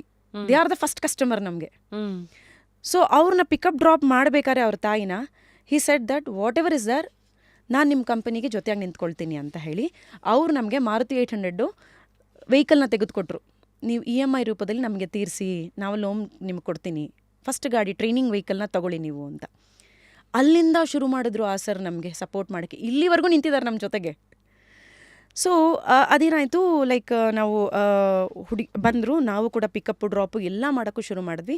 ಅದ್ರ ಜೊತೆಗೆ ಫಸ್ಟ್ ನಾವು ಕೊಟ್ಟಿದ್ದು ಆಟಿಸಮ್ ಕಿಡ್ಸಿಗೆ. ಆಟಿಸಮ್ ಕಿಡ್ಸ್ ಒಬ್ರಿಗೆ ಕೊಟ್ವಿ, ಇಬ್ಬರಿಗೆ ಕೊಟ್ವಿ. ಸೊ ಅದೇ ನಮಗೆ ಜಾಸ್ತಿ ಆಗ್ತಾ ಹೋಯಿತು. ಸೊ ಫಸ್ಟ್ ಇಯರೆಲ್ಲ ನಾವು ಆಟಿಸಮ್ ಕಿಡ್ಸ್ಗೆ ಕೊಡ್ತಾ ಬಂದ ಮೇಲೆ ನೆಕ್ಸ್ಟ್ ನಾವು ಪ್ರೆಗ್ನೆಂಟ್ ವಿಮೆನ್ಗೂ ಕೊಡೋಣ, ಕಾರ್ಪೊರೇಟ್ ಕಂಪನೀಸಲ್ಲಿ ಇರ್ತಾರೆ, ನೈಟ್ ಟೈಮ್ ವರ್ಕ್ ಮಾಡ್ತಾರೆ, ಅವರಿಗೆಲ್ಲ ಕೊಡೋಣ ಅಂತ ಅವ್ರಿಗೆ ಕೊಡೋಕ್ಕೆ ಶುರು ಮಾಡಿದ್ವಿ. ಸೀನಿಯರ್ ಸಿಟಿಸನ್ಸ್ಗೆ ಕೊಡೋಕ್ಕೆ ಶುರು ಮಾಡಿದ್ವಿ. ಆಮೇಲೆ ಮಿಡ್ ನೈಟ್ ಕೂಡ ನಮ್ಮ ಗಾಡಿ ಇರ್ತಿತ್ತು. ಸೊ ಮಿಡ್ ನೈಟ್ ನಮ್ಮ ಗಾಡಿ ಇದ್ದಾಗ ಇನ್ನೊಂದು ಸ್ವಲ್ಪ ಡ್ರೈವರ್ಸ್ ಮೇಡಮ್ ನಾವು ನೈಟ್ ಟ್ರಾವೆಲ್ ಮಾಡೋಕ್ಕೆ ರೆಡಿ ಆಗ್ತೀವಿ ಅಂತ ಬಂದರು. ಸೊ ಆಗ ನಾವು ನೈಟ್ ಅಂದರೆ ನಾವು international airport. So airport pickups drops ಶುರುವಾಗ್ತಿದೆ ಅಂತ ಹೇಳಿ ಏರ್ಪೋರ್ಟ್ ಪಿಕಪ್ ಡ್ರಾಪ್ಸ್ ಆಗೊಂದು ಈಗೊಂದು ಬರೋದು, ನಾವು ಅದನ್ನು ಶುರು ಮಾಡಿಬಿಟ್ವಿ. ಸೊ ನಾವು ಕೂಡ ಹೋಗ್ತಿದ್ವಿ. ಎಷ್ಟು ಅಲರ್ಟ್ ಆಗಿರ್ತಾ ಇದ್ವಿ ಅಂದರೆ ಇಂಟರ್ನ್ಯಾಷನಲ್ ಕಸ್ಟಮರ್ ಬರ್ತಾರೆ ಅಂದರೆ ಅವರು ಬರೋ 1 hour ಮುಂಚೆ ನಾವೇ ಹೋಗ್ಬಿಟ್ಟು ಕೂತ್ಕೊಂಡ್ಬಿಡ್ತಿದ್ವಿ ಏರ್ಪೋರ್ಟಲ್ಲಿ. Because we need to be on time. ನಾವೇ ಫಸ್ಟ್ ಟೈಮ್ ನೈಟ್ ಮಾಡ್ತಾ ಇರೋದು. ನಮ್ಮ ಎಕ್ಸ್ಪೀರಿಯನ್ಸ್ ಹೇಗಿರುತ್ತೆ, ಕಸ್ಟಮರ್ ಎಲ್ಲಿ ಬರ್ತಾರೆ, ಹೇಗೆ ರಿಸೀವ್ ಮಾಡಬೇಕು, ಇದೆಲ್ಲ ತಿಳ್ಕೊಬೇಕಲ್ಲಿ. ಇದನ್ನೆಲ್ಲ ಮಾಡೋಕ್ಕೆ ಸರ್ವೆ ನಾವೇ ಹೋಗ್ಬಿಡ್ತಾ ಇದ್ವಿ ಮುಂಚೆ. ಸೊ ಇದೆಲ್ಲ ಮಾಡಿದ್ಮೇಲೆ ನಮ್ಗೆ ಅನಿಸಿದ್ದು ನಮ್ಮ ಡೆಸ್ಟಿನೇಷನ್ ಏರ್ಪೋರ್ಟಿಗೆ ರೀಚ್ ಔಟ್ ಆಗಬೇಕು ನಾವು ಅಂತ ಹೇಳಿ. ಸೊ 2015 ನಾವು ಸ್ಕೂಲ್ ಕಿಡ್ಸು ಆಟಿಸಮ್ ಕಿಡ್ಸಿಗೆ ಕೊಟ್ಟು 18, 16 ಎಲ್ಲ ನಾವು ಪ್ರೆಗ್ನೆಂಟ್ ವಿಮೆನ್ನು, ಸಾಫ್ಟ್ವೇರ್ ವಿಮೆನ್ನು, ಸೀನಿಯರ್ ಸಿಟಿಸನ್ಸಿಗೆ ಕೊಟ್ಟು 18ಅಲ್ಲಿ ನಾವು ಫಸ್ಟ್ ಅರ್ಜಿಯನ್ನು ಏರ್ಪೋರ್ಟಿಗೆ ಕೊಟ್ವಿ, ಜೂನಲ್ಲಿ. ಸೊ ನಾವು ಜೂನಲ್ಲಿ ಕೊಟ್ವಿ. ಸರ್ ಈ ಥರ ನಮ್ಮದೊಂದು ಪಿಂಕ್ ಕ್ಯಾಬ್ ಮಾಡೋಣ ಸರ್, ಈ ಥರ ಒಂದು ನಿರ್ಭಯ ಕೇಸ್ ಆಗಿರೋದ್ರಿಂದ ಎಷ್ಟೋ ಜನ ಹೆಣ್ಮಕ್ಳು ಸುರಕ್ಷಿತವಾಗಿ ಓಡಾಡಲು ನೈಟ್ ಹೊತ್ತು ಬೇಕಾಗುತ್ತೆ, ನಮಗೆ ಒಂದು ಆಪರ್ಚುನಿಟಿ ಕೊಡಿ ಅಂತ ಹೇಳಿದ್ರು. ಅವ್ರಿಗೆ ಒಂದು ಸ್ಮೈಲ್ ಕೊಟ್ಟರು. ಆಗದೇ ಇರೋದನ್ನೆಲ್ಲ ಹೇಳ್ತಿರಲ್ಲ ಮೇಡಮ್, ಇದು ಸಾಧ್ಯನಾ, ಹೆಣ್ಮಕ್ಳು ನೈಟ್ ಟೈಮ್ ಡ್ರೈವ್ ಮಾಡೋದು ಸಾಧ್ಯನಾ ಅಂತ ಒಂದು ಹೇಳಿದರು. ಸರ್ ಯಾಕೆ ಸಾಧ್ಯ ಇಲ್ಲ, ನಮಗೊಂದು ಆಪರ್ಚುನಿಟಿ ಕೊಡಿ, ನಾವು ಮಾಡಿ ತೋರಿಸ್ತೀವಿ ಅಂತ ಹೇಳಿದ್ವಿ. Lot of things came up. ಇಲ್ಲ ಮೇಡಮ್ ಇದು ಆಗದೇ ಇರೋವಂಥದ್ದಲ್ಲ, ಇದೆಲ್ಲ ಇದೆ, ಈ ಥರ ಎಲ್ಲ ಇದೆ, ನೀವು ಬಂದರೆ 100 ವೆಹಿಕಲ್ಸಲ್ಲಿ ಬರಬೇಕು, ಇಷ್ಟೊಂದೆಲ್ಲ ನಮ್ಮ ಮುಂದೆ ಇಟ್ಟರು. ಒಂದು ಹುಡುಗಿಗೆ ಒಂದು 10 ಗಾಡಿ ಹಾಕೋಷ್ಟೇ ಕೆಪಾಸಿಟಿ ಇರೋದು. ಅದರಲ್ಲಿ 100 ಗಾಡಿ ತರೋಕ್ಕಾಗೋದೇ ಇಲ್ಲ. 100 ಗಾಡಿ ತಂದಿದ್ರೆ ನಾನೇ ಅದನ್ನು ಇನ್ನೂ ಒಂದು ಮಟ್ಟದಲ್ಲಿ ಮಾಡ್ತಿದ್ದೆ ಅಂತ ಅನ್ಕೋತೀನಿ. ಬಟ್ ನನ್ನಲ್ಲಿ ಆ ಶಕ್ತಿ ಇಲ್ಲ. ಸೊ ನಾನು ಸರ್ ನಾನು ಇಷ್ಟೇ ಆಗ್ತಾ ಇರೋದು ಅಂತ ಹೇಳಿದ್ವಿ. ಅದು ಯಾವುದೇ ಕಾರಣಕ್ಕೂ ನಾವು ಅಲ್ಲಿಂದ ಮೇಲಕ್ಕೆ ಹೋಗೋಕ್ಕಾಗಲಿಲ್ಲ, ಅವ್ರು ಅಲ್ಲಿಂದ ಕೆಳಗಡೆ ಬರೋಕ್ಕಾಗಲಿಲ್ಲ. ಫೈನಲಿ ಇದೊಂದು 2-3 ಮಂತ್ಸ್ ಹೀಗೆ ಜರ್ನಿ ಆಯಿತು. ಅದಾದಮೇಲೆ ನಾನೊಂದು ಪತ್ರ ನರೇಂದ್ರ ಮೋದಿಜಿ ಅವ್ರಿಗೆ ಬರೆದೆ. ಸರ್ ಈ ಒಂದು ಕಾನ್ಸೆಪ್ಟ್ ಇಟ್ಕೊಂಡು ನಾವು ಮಾಡ್ತಾ ಇದ್ದೀವಿ, ನಮಗೆ ನೀವು ಸಪೋರ್ಟ್ ಮಾಡಬೇಕು, ಇದು ಸ್ಟೇಟ್ ಗೌರ್ಮೆಂಟ್ ಸಪೋರ್ಟ್ ಕೂಡ ನಮಗೆ ಬೇಕಾಗಿದೆ. ಸೊ ನೀವು ಯಾವ ರೀತಿಯಲ್ಲಿ ಇದು ಮಾಡ್ತೀರಾ ಅಂತ. ಅಲ್ಲಿಂದ ಅವರೊಂದು ಅಪ್ರಿಸಿಯೇಷನ್ ಲೆಟ್ರ್ ಬರೆದ್ರು. ಇದು ಒಂದು ಒಳ್ಳೆ ಕಾನ್ಸೆಪ್ಟನ್ನು ಮಾಡ್ತಾ ಇದ್ದೀರಾ, 100% ನೀವು ಮಾಡಿ, ನಿಮ್ಗೆ ಯಾವುದೇ ವ್ಯವಸ್ಥೆ ಸ್ಟೇಟ್ ಗೌರ್ಮೆಂಟಲ್ಲಿ ಆಗಲಿಲ್ಲ ಅಂದರೆ ಮತ್ತೆ ಬಂದು ನೀವು ಸ್ಟೇಟಲ್ಲಿ ಯಾರ್ಯಾರು ಇರ್ತಾರೆ ಅವ್ರನ್ನ ಕಾಂಟ್ಯಾಕ್ಟ್ ಮಾಡಿ ಅಂತ ಒಂದು ಲೆಟ್ರ್ ಕೊಟ್ಟರು. ಸೊ ಅದು ಕೊಟ್ಟ ಮೇಲೆ ನಮ್ಮ ಜರ್ನಿ ಶುರುವಾಯಿತು. ಅದರ ನೆಕ್ಸ್ಟ್ ಡೇ ನಾವು ಸ್ಟ್ಯಾಟಿಸ್ಟಿಕಲ್ ಮಿನಿಸ್ಟರ್ ಆಗಿದ್ದರು ಸದಾನಂದ ಗೌಡ ಸರ್, ಅವ್ರ ಹತ್ರ ಹೋದ್ವಿ, ಒಂದು ಅರ್ಜಿಯನ್ನು ಸಲ್ಲಿಸಿದ್ವಿ. ಸರ್ ಈ ಥರ ಇದೆ, ನಾವು ಹೀಗೆ ಹೋಗಬೇಕು ಅಂತಿದ್ದೀವಿ, ಈ ಥರ ಮಾಡಬೇಕು ಅಂತಿದ್ದೀವಿ ಇಂಟರ್ನ್ಯಾಷನಲ್ ಏರ್ಪೋರ್ಟಲ್ಲಿ, ನಮಗೆ ಒಂದು ಸಪೋರ್ಟ್ ಮಾಡೋಕ್ಕಾಗತ್ತಾ, ನೀವು ಅಲ್ಲಿಂದ ನಮ್ಗೆ ಏನೇನು ಸಪೋರ್ಟ್ ಕೊಡಿಸ್ಬೋದು ಅಂತೆಲ್ಲ ಇತ್ತು ನಮಗೆ. ಆ ಅರ್ಜಿಯಲ್ಲಿ ಬರೆದು ಕಳ್ಸಿದ್ಮೇಲೆ ಅವರು ಖುದ್ದಾಗಿ ಡೆಲ್ಲಿಗೆ ಹೋದಾಗ ಅದ್ರ ಬಗ್ಗೆ ಮಾತಾಡಿ, ಸೊ ನಮಗೆ ಪರ್ಮಿಷನ್ ಲೆಟರ್ ಬರಬೇಕಲ್ಲ ಇಲ್ಲಿ ಶುರುವಾಗೋದಕ್ಕೆ, ಯಾಕಂದರೆ central is also one of the person to handle the airport ಇಲ್ಲಿ. ಸೊ ಆ ಥರ ಇರೋದ್ರಿಂದ ಅಲ್ಲಿಂದನೂ ಒಂದು ಬರಬೇಕು. ಆವಾಗ ಏವಿಯೇಷನ್ ಮಿನಿಸ್ಟರ್ ಬಂದು ಸುರೇಶ್ ಪ್ರಭು ಸರ್. ಸೊ ಅವರ ಪಿ ಎ ಅವ್ರ ಹತ್ರ ನಾವು ಇಲ್ಲಿಂದ ಫೋನಲ್ಲಿ ಕಾಂಟ್ಯಾಕ್ಟ್ ಮಾಡಿ ಥ್ರೂ ಸದಾನಂದ ಗೌಡ ಸರು ಮತ್ತು ಅಶ್ವಥ್ ನಾರಾಯಣ್ ಸರು ಇವ್ರನ್ನೆಲ್ಲ ಇದು ಮಾಡಿಕೊಂಡು ಸರ್ ನಾವು ರೀಚ್ ಔಟ್ ಆಗಲೇಬೇಕು ಅಂತ ಹೇಳಿ ಆ ಕಡೆಯಿಂದ ಫೈನಲಿ ನಮಗೆ ಒಂದು ಅಪ್ರೂವಲ್ ಲೆಟ್ರ್ ಬಂತು. ಆಯಿತು ನೀವು ಮಾಡಿ, ನಿಮಗೊಂದು ಅಪ್ರೂವಲ್ ಕೊಡ್ತೀವಿ, ಸೊ ಮಿಕ್ಕಿದ್ದನ್ನು ನೀವು ಏರ್ಪೋರ್ಟಲ್ಲಿ ಮಾತಾಡಿ ಅಂತ ಹೇಳಿ. ಸೊ ಆ ಒಂದು ಲೆಟ್ರ್ ಬಂದ ಮೇಲೆ ಪಿಂಕ್ ಕ್ಯಾಬ್ಸ್ ಬರ್ಬೋದು ಏರ್ಪೋರ್ಟಿಗೆ ಮಾಡ್ಬೋದು ಅಂತ ಬಂದ ಮೇಲೆ ಅಲ್ಲಿ ನಾವು ಹೋಗಿ ಮತ್ತೆ ಏರ್ಪೋರ್ಟಲ್ಲಿ ಮಾತಾಡಿದಾಗ ಸಂಜಯ್ ಸರ್ ಅಂತಿದ್ರು. ಅವ್ರು ಹೇಳಿದರು, ಮೇಡಮ್ ನೀವು ಡೈರೆಕ್ಟಾಗಿ ಮಾಡೋಕ್ಕಾಗಲ್ಲ, ಕರ್ನಾಟಕ ಪ್ರವಾಸೋದ್ಯಮ ಇಲಾಖೆ ಕಡೆಯಿಂದ ನೀವು ಮಾಡಬೇಕು, ಅಲ್ಲಿಗೆ ಕಾಂಟ್ಯಾಕ್ಟ್ ಮಾಡಿ ಅಂತ ಹೇಳಿದ್ರು. ಸೊ ಕರ್ನಾಟಕ ಪ್ರವಾಸೋದ್ಯಮ ಇಲಾಖೆ ಮ್ಯಾನೇಜಿಂಗ್ ಡೈರೆಕ್ಟರ್ ಬಂದು ಮಿಸ್ಟರ್ ಕುಮಾರ ಪುಷ್ಕರ್ ಅಂತ ಹೇಳಿ, ಅವ್ರ ಮುಂದೆ ಹೋಗಿ ಪ್ರೆಸೆಂಟ್ ಮಾಡಿದ್ವಿ ಪ್ರಾಜೆಕ್ಟ್ನ. ಸರ್ ಈ ಥರ ಎಲ್ಲ ಇದೆ, ಒಂದು ಕಡೆ ಹೆಣ್ಮಕ್ಳ ಸುರಕ್ಷತೆ, ಇನ್ನೊಂದು ಕಡೆ ಅಂಡರ್ ಪ್ರಿವಿಲೇಜ್ ವಿಮೆನ್ನ, ಫ್ಯಾಮಿಲಿ ಇಲ್ದಿರೋ ಅಂಥ ಹೆಣ್ಮಕ್ಳಿಗೆ ಇದೊಂದು ಆಶ್ರಯ ಆಗುತ್ತೆ, ಅವರಿಗೆ ಒಂದು ಇಂಡಿಪೆಂಡೆಂಟಾಗಿ ಬದುಕುವಂಥ ಒಂದು ಇದು ಸಿಗುತ್ತೆ, ಅವ್ರಿಗೆಲ್ಲ ಲೈಫಲ್ಲಿ ಎಲ್ಲ ಥರನೂ ನೊಂದಿರ್ತಾರೆ, ಆಕೆ ತುಂಬ ಸ್ಟ್ರಾಂಗ್ ಆಗಿರ್ತಾರೆ, ಅಂಥ ಹೆಣ್ಮಕ್ಳನ್ನ ಟ್ರೈನ್ ಮಾಡಿ ನಾವು ತೊಗೊಂಡು ಬಂದು ಇಂಥ ಒಂದು ಕಾನ್ಸೆಪ್ಟಿಗೆ ಹಾಕಿದಾಗ, ಪೈಲಟ್ಸ್ ಆಗಿ ಮಾಡಿದಾಗ ಎಷ್ಟು ಸುರಕ್ಷತೆಯನ್ನು ಆಕೆ ಕೊಡ್ಬೋದು ಯೋಚನೆ ಮಾಡಿ ಸರ್ ಅಂದಾಗ ಅವ್ರಿಗೆ ಎಷ್ಟು ಸಂತೋಷ ಆಯಿತು ಅಂದರೆ, ವಾಟ್ ಎವರ್ ಯು ಡೂ, ನಾನು ನಿಮಗೆ ಸಪೋರ್ಟಿಗೆ ನಿಂತ್ಕೊತೀನಿ, ನಾನು ನಿಮ್ಗೆ ಆಪರ್ಚುನಿಟಿ ಕೊಡ್ತೀನಿ, ನೀವು KSTTC ಜೊತೆ ಕೈ ಜೋಡಿಸ್ಬೋದು ಅಂತ ಹೇಳಿದ್ರು. ಸೊ ಇದೆಲ್ಲ ಆಯಿತು, ಪರ್ಮಿಷನ್ ಸಿಕ್ತು, ಶುರು ಮಾಡಿ ಅಂತ ಹೇಳಿದ್ರು. ಡ್ರೈವರ್ಸ್ ರೆಡಿ ಆದರು. ವೆಹಿಕಲ್ಸ್ ಎಲ್ಲಿಂದ ತರೋದು? 10 ಬ್ಯಾಂಕಿಗೆ ಹೋದ್ವಿ. ನೆಕ್ಸ್ಟ್ ಡೇ ಇಮಿಡಿಯೇಟಾಗಿ ಸರ್ ಪರ್ಮಿಷನ್ ಕೊಟ್ಟ ತಕ್ಷಣ ನಾವು ನೆಕ್ಸ್ಟ್ ಡೇ ಹೋಗಿದ್ದೆ ಬ್ಯಾಂಕ್ಸಿಗೆ. 10 ಬ್ಯಾಂಕಿಗೆ ಹೋದ್ವಿ. 10 ಬ್ಯಾಂಕಿಗೆ ಹೋದ್ಮೇಲೆ ಎಲ್ಲರೂ ಪ್ರಾಜೆಕ್ಟ್ ಚೆನ್ನಾಗಿದೆ, ವಾವ್ ನಿಜವಾಗ್ಲೂ ಇಂಥದ್ದೊಂದು ಬರಬೇಕು ಬ್ಯಾಂಗ್ಳೂರಿಗೆ ಅಂತ ಎಲ್ಲ ಹೇಳಿದ್ರು. ಬಟ್ ಎಲ್ಲರೂ ಸ್ಟಾರ್ಟಪಿಗೆ ಹೆಂಗೆ ಲೋನ್ ಕೊಡೋದು? ದೆನ್ ಎಗೇನ್ ಪ್ರತಿಯೊಂದು ಸ್ಟೆಪ್ಪು ನಮಗೆ ತುಂಬ ಚಾಲೆಂಜಿಂಗ್ ಆಗಿತ್ತು. ಬಟ್ ನಾವು ಎಲ್ಲೂ ನಿಂತ್ಕೊಳ್ಳೇ ಇಲ್ಲ. ಆಯಿತು, ನಾವು ಇಳಿದ್ಬಿಟ್ಟಿದ್ದೀವಿ, ಏನು ಬರುತ್ತೆ, ನಾವು 100% ಇದನ್ನು ಕಾಸ್ ಮಾಡಿ ತೋರಿಸ್ಲೇಬೇಕು. ಯಾರು ನಮ್ಮನ್ನ ನೋಡಿ ನಕ್ಕಿದ್ರು, ಇದು ಆಗದೇ ಇಲ್ಲ, ಇದು ಏರ್ಪೋರ್ಟಿಗೆ ಬರೋಕ್ಕೆ ಸಾಧ್ಯನೇ ಇಲ್ಲ ಅಂತ ಹೇಳಿದ್ರು, ಅವರಿಗೆ ನಾವು ಇದನ್ನು ಮಾಡಿ ತೋರಿಸ್ಲೇಬೇಕು, ಹೆಣ್ಮಕ್ಳ ಕೈಲಿ ಇದು ಒಂದು ಆಗುತ್ತೆ ಅಂತ ಹೇಳಿ ನಮ್ಮದೊಂದು ಪ್ರಾಪರ್ಟಿ ಇತ್ತು, ಅದನ್ನೇ ತೊಗೊಂಡೋಗಿ ಪ್ಲಾಡ್ಜ್ ಮಾಡಿದ್ವಿ. ಇಷ್ಟು ರಿಸ್ಕ್ ತೊಗೊಂಡ್ರಿ ಬಿಕಾಸ್ ದರ್ ವಾಸ್ ಒಂದು ಸೆಲ್ಫ್ಲೆಸ್ನೆಸ್, ಮತ್ತು ಒಂದು ಅಚೀವ್ ಮಾಡಬೇಕು, ಉತ್ತರ ಕೊಡಲೇಬೇಕು. ಈ ಮಧ್ಯೆ ಗೌರ್ಮೆಂಟ್ ಯಾವುದು ಸಪೋರ್ಟ್ ಮಾಡಲಿಲ್ಲ ಅಂದರೆ ಇನ್ ಟರ್ಮ್ಸ್ ಆಫ್ ಇಲ್ಲ ಫಂಡ್ಸು, ಬರೀ ಲೆಟರು ಆ ಲೆವೆಲಲ್ಲೇ ಇದ್ದಿದ್ದು. ಒಂದು ಗೌರ್ಮೆಂಟಲ್ಲಿ ಏನು ಬಂತು ಅಂದರೆ, ಒಂದು ರೀತಿಯಲ್ಲಿ ಸಬ್ಸಿಡಿ ಕೊಡ್ತೀವಿ. ಯಾವ ಥರ ಅಂದರೆ ಲೈಕ್ ನಾವು ಅದನ್ನು ಎಕ್ಸ್ಪೆಕ್ಟ್ ಮಾಡ್ತಾ ಇದ್ವಿ, ಪ್ರತಿಯೊಂದು ಗಾಡಿಗೂ ಒಂದು ಸಬ್ಸಿಡಿ ಅಂತ ಕೊಟ್ಟರೆ ಹೇಗಿರುತ್ತೆ ಅನ್ನೋದನ್ನು ನಾವು ಎಕ್ಸ್ಪೆಕ್ಟ್ ಮಾಡಿದ್ವಿ.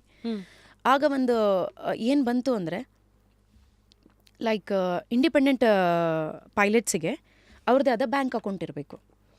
ಆ ಬ್ಯಾಂಕಿಗೆ ಅವ್ರು ಹೋಗಬೇಕು.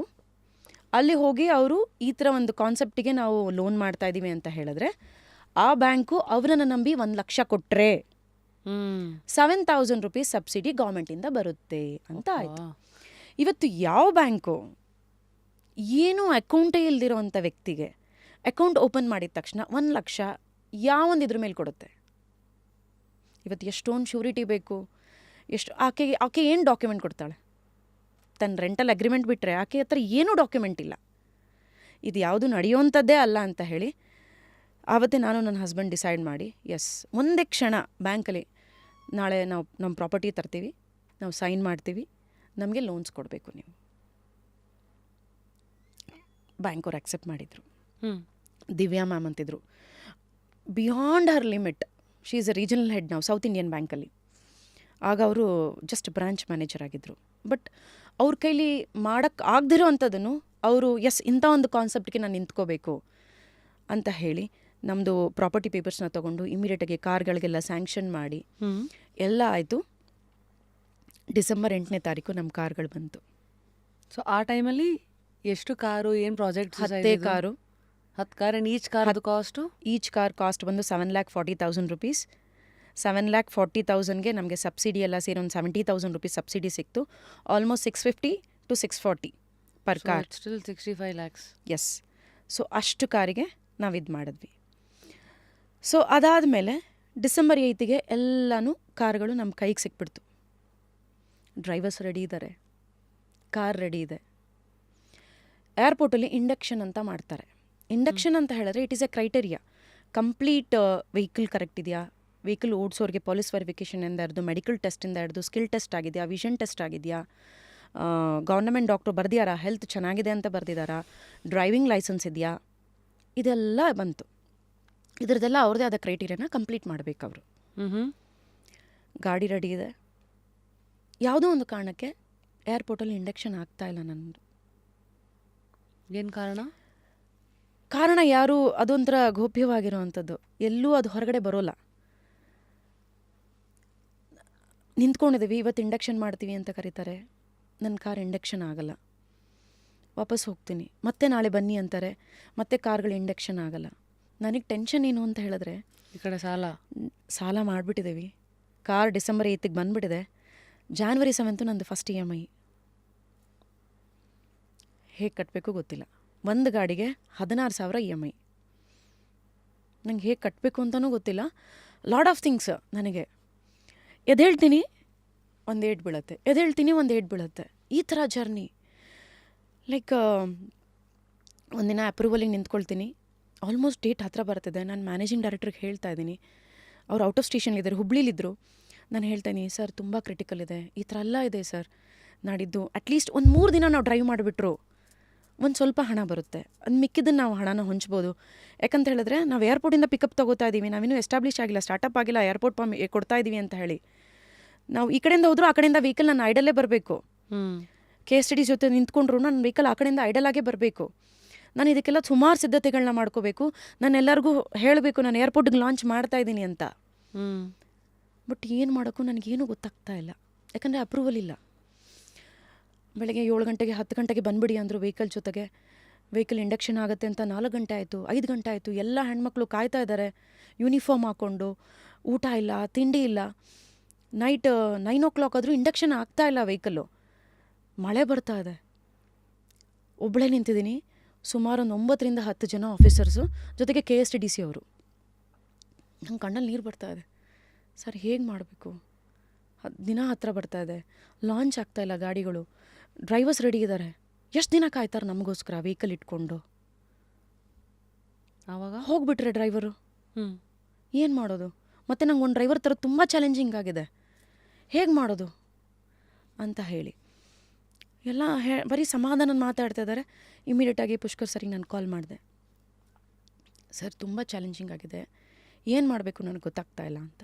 ಹಿ ಸೆಡ್, ಅನುರಾಧ, ನಾನು ಹುಬ್ಳಿಲಿದ್ದೇನೆ, ಅಲ್ಲಿಂದ ಬಂದ ತಕ್ಷಣ ನಾನೇ ನಿಂತು ಸ್ವತಃ ಇದನ್ನು ಲಾಂಚ್ ಮಾಡಿಕೊಡ್ತೀನಿ. No need to worry. ನಿನ್ನ ಹರ್ಡಲ್ಸ್ ಏನೇನು ಆಗ್ತಾಯಿದೆ, ನೀನು ಏನೇನು ಸಮಸ್ಯೆ ಆಗ್ತಾಯಿದೆ ನಿನಗೆ, ನನಗೆಲ್ಲ ಅರ್ಥ ಆಗ್ತಾಯಿದೆ. ನಾನೇ ನಿಂತ್ಕೊಂಡು ಮಾಡಿಕೊಡ್ತೀನಿ, ನೀನು ಯಾವುದಕ್ಕೂ ಧೈರ್ಯ ಕೆಡಬೇಡ. ಆಗೇ ಆಗುತ್ತಿದು, ಯಾರು ಬಂದು ಸ್ಟಾಪ್ ಮಾಡಿದ್ರು ನಾನು ನಡೆಸ್ಕೊಡ್ತೀನಿ, ಇದು ಆಗೇ ಆಗುತ್ತೆ, ಇದು ನನ್ನ ಪ್ರಾಮಿಸ್ ಅಂತ he said at 9:30 in the night. ಎಲ್ಲ ಹೆಣ್ಮಕ್ಳು ಆವಾಗ ಒಂಚೂರು ತಿಂಡಿ ಊಟ ಏನು ಸಿಗುತ್ತೋ ಏರ್ಪೋರ್ಟಲ್ಲಿ ತಿಂದ್ಕೊಂಡು ವಾಪಸ್ ಹೋದ್ವಿ ಮನೆಗೆ. Okay, something is going to happen ಅಂತ. ದೆನ್ ಸರ್ ಹುಬ್ಳಿಯಿಂದ ವಾಪಸ್ ಬಂದರು. ಹುಬ್ಳಿಯಿಂದ ವಾಪಸ್ ಬಂದು, ಅನುರಾಧ ನೆಕ್ಸ್ಟ್ ಯಾವುದು ಒಳ್ಳೆ ಡೇಟ್ ಇದೆ ನೋಡಿ ಅಂತ ಕೇಳಿದರು. ನಾನು ಹೇಳಿದೆ, ಸರ್ Jan 7th, ಬಟ್ ಅದು ನಮ್ಮ EMI ಡೇಟು ಸರ್. ನನಗೆ ಅದಕ್ಕಿಂತ ಒಂದು 4 ದಿನ ಮುಂಚೆ ಯಾರೋ ಆಗುತ್ತೇನೋ ಅಂತ. ಫೈನಲಿ ದೆನ್ ಸರ್ ಯಾವಾಗ ನಿಂತ್ಕೊಂಡ್ರೋ ಏರ್ಪೋರ್ಟ್ ಅವರೆಲ್ಲ ಮುಂದೆ ಬಂದರು. ಮೇಡಮ್, ಅಷ್ಟು ಸುಲಭವಾಗಿ ನೀವು ಹೇಳಿದ್ದೀನಲ್ಲ ಲಾಂಚ್ ಮಾಡೋಕ್ಕಾಗಲ್ಲ, ನಮ್ಮದೇ ಆದ ಪ್ರಿಪ್ರೇಷನ್ಸ್ ಇದೆ, ಇದು ಫಸ್ಟ್ ಟೈಮ್ ಆಗ್ತಾ ಇರೋದು, ಇದನ್ನು ನಾವು ಹೀಗೆ ಲಾಂಚ್ ಮಾಡಬೇಕು, ನೀವು ಯಾರನ್ನಾರು ಗೆಸ್ಟನ್ನು ಕರಿತಾ ಇದ್ದೀರಾ? ನಾನು ಆಲ್ರೆಡಿ ಸುಸ್ತಾಗ್ಬಿಟ್ಟಿದ್ದೀನಿ, ಗೆಸ್ಟನ್ನು ಕರೆಯೋ ಮೂಮೆಂಟೆಲ್ಲ ನಂಗೆ ಲಾಂಚ್ ಆದರೆ ಸಾಕು ಅಂತ ಇದೆ. ಸರೇ ಬರ್ತೀನಿ ಅಂತಿದ್ದಾರೆ. ಸರ್ಗಿಂತ ಗೆಸ್ಟ್ ಯಾರೂ ಬೇಕಾಗಿಲ್ಲ ನನಗೆ ಅನ್ನೋದು ನನ್ನ ತಲೆಯಲ್ಲಿ ಆಲ್ರೆಡಿ. ನನಗೆ ತುಂಬ ಇತ್ತು, ಒಂದು IAS IPS ಹೆಣ್ಮಕ್ಳನ್ನ ಕರಿಬೇಕು, ಇಂಥ ಟೈಮಲ್ಲಿ ಇದೊಂದು ಹೆಣ್ಮಕ್ಳಿಗೆ ಆಗ್ತಾರಂತ ಅತಿ ಇದರಲ್ಲಿ ಮಾಡಬೇಕು ಅಂತ ಹೇಳಿ. ಬಟ್ ಆಲ್ರೆಡಿ ನನಗೆ ಒಂಥರ ಲಾಂಚ್ ಆದರೆ ಸಾಕಪ್ಪ ಅನ್ನೋ ಥರ ಒಂದು ಸಿಚುಯೇಷನ್ ಅದು.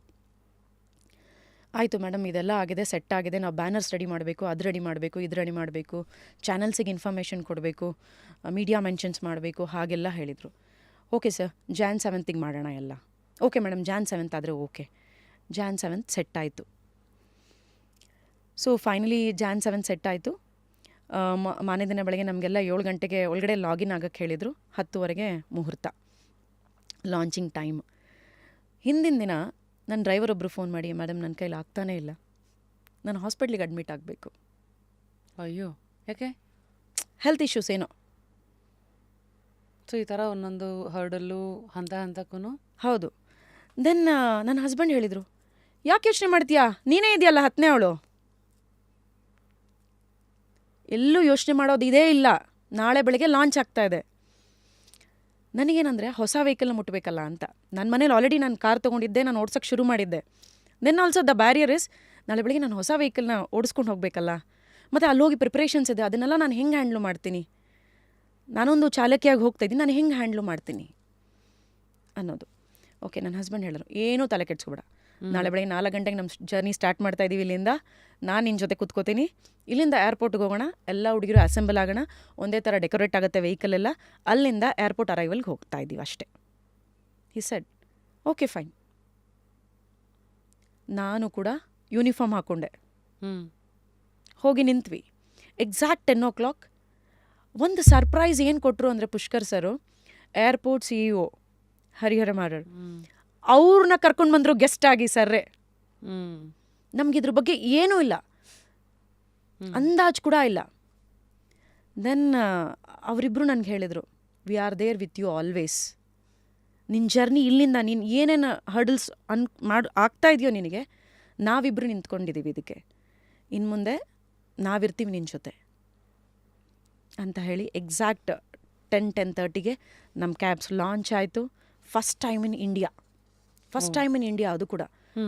ಇದು ಬಾಂಬೆಲಿ ಒಂದು ಸತಿ ಆಗಿ ಫುಲ್ ಫ್ಲಾಪ್ ಆಗೋಗಿತ್ತು. ಅದು ಕೂಡ ನಮ್ಮ ಏರ್ಪೋರ್ಟಲ್ಲಿ ಹೇಳಿದ್ರು, ಮೇಡಮ್ ಇದು ಫ್ಲಾಪ್ ಆಗಂಗಿಲ್ಲ, ನಿಮಗೆ ನಾವು ಪರ್ಮಿಷನ್ ಕೊಟ್ಟರೆ ಇದು ಯಾವುದೇ ರೀತಿ ಫ್ಲಾಪ್ ಆಗಬಾರ್ದು, ಒಂದು ದಿನಕ್ಕೆ ಇಷ್ಟು ಡ್ಯೂಟಿ ಆಗಲೇಬೇಕು, ನೀವು ನಿಂತ್ಕೊಳ್ಳೇಬೇಕು, ಲಾಟ್ ಆಫ್ ಥಿಂಗ್ಸ್. ಸೊ ಇದೆಲ್ಲ ಆದಮೇಲೆ first time in India 14 news papers cover ಆಯಿತು. ನಮ್ಮದು ಎಲ್ಲ ಭಾಷೆಗಳಲ್ಲೂ ಕವರ್ ಆಯಿತು ನ್ಯೂಸ್ ಪೇಪರ್ಸಲ್ಲಿ. ಮೀಡಿಯಾ ಮೆನ್ಷನ್ಸು, ಮಾತಾಡಿದ್ದು ಎಲ್ಲನೂ ಲಾಂಚ್ ಆಯಿತು. 9 ಗಾಡಿ ಹೋಯಿತು, 10ನೇ ಗಾಡಿ ನಂದೆ. ಪುಷ್ಕರ್ ಸರ್ ಕೇಳಿದರು, 10ನೇ ಗಾಡಿನ 10 ಡ್ರೈವರ್ನ ಮೂವ್ ಮಾಡಿಸ್ಬಿಡು, ಕಸ್ಟಮರ್ ವೆಯ್ಟ್ ಮಾಡ್ತಿದ್ದಾರೆ. ಸರ್ ನಾನೇ ಸರ್ ಡ್ರೈವರ್ 10ನೇ ಗಾಡಿಗೆ, ನಾನೇ ಹೋಗ್ತಾ ಇದ್ದೀನಿ ಅವತ್ತು ಅಂತ ಹೇಳಿ ನಾನು ಕೂತ್ಕೊಂಡು, ನನ್ನ ಪಾರ್ಟ್ನರು ಇದ್ದರು ಅವತ್ತು, ಇಬ್ಬರು ಕೂತ್ಕೊಂಡು ಅವತ್ತು ಫಸ್ಟ್ ಡೇ 3 ಕಸ್ಟಮರ್ಸ್ನ ಪಿಕಪ್ ಡ್ರಾಪ್ ನಾನೇ ಮಾಡಿದೆ.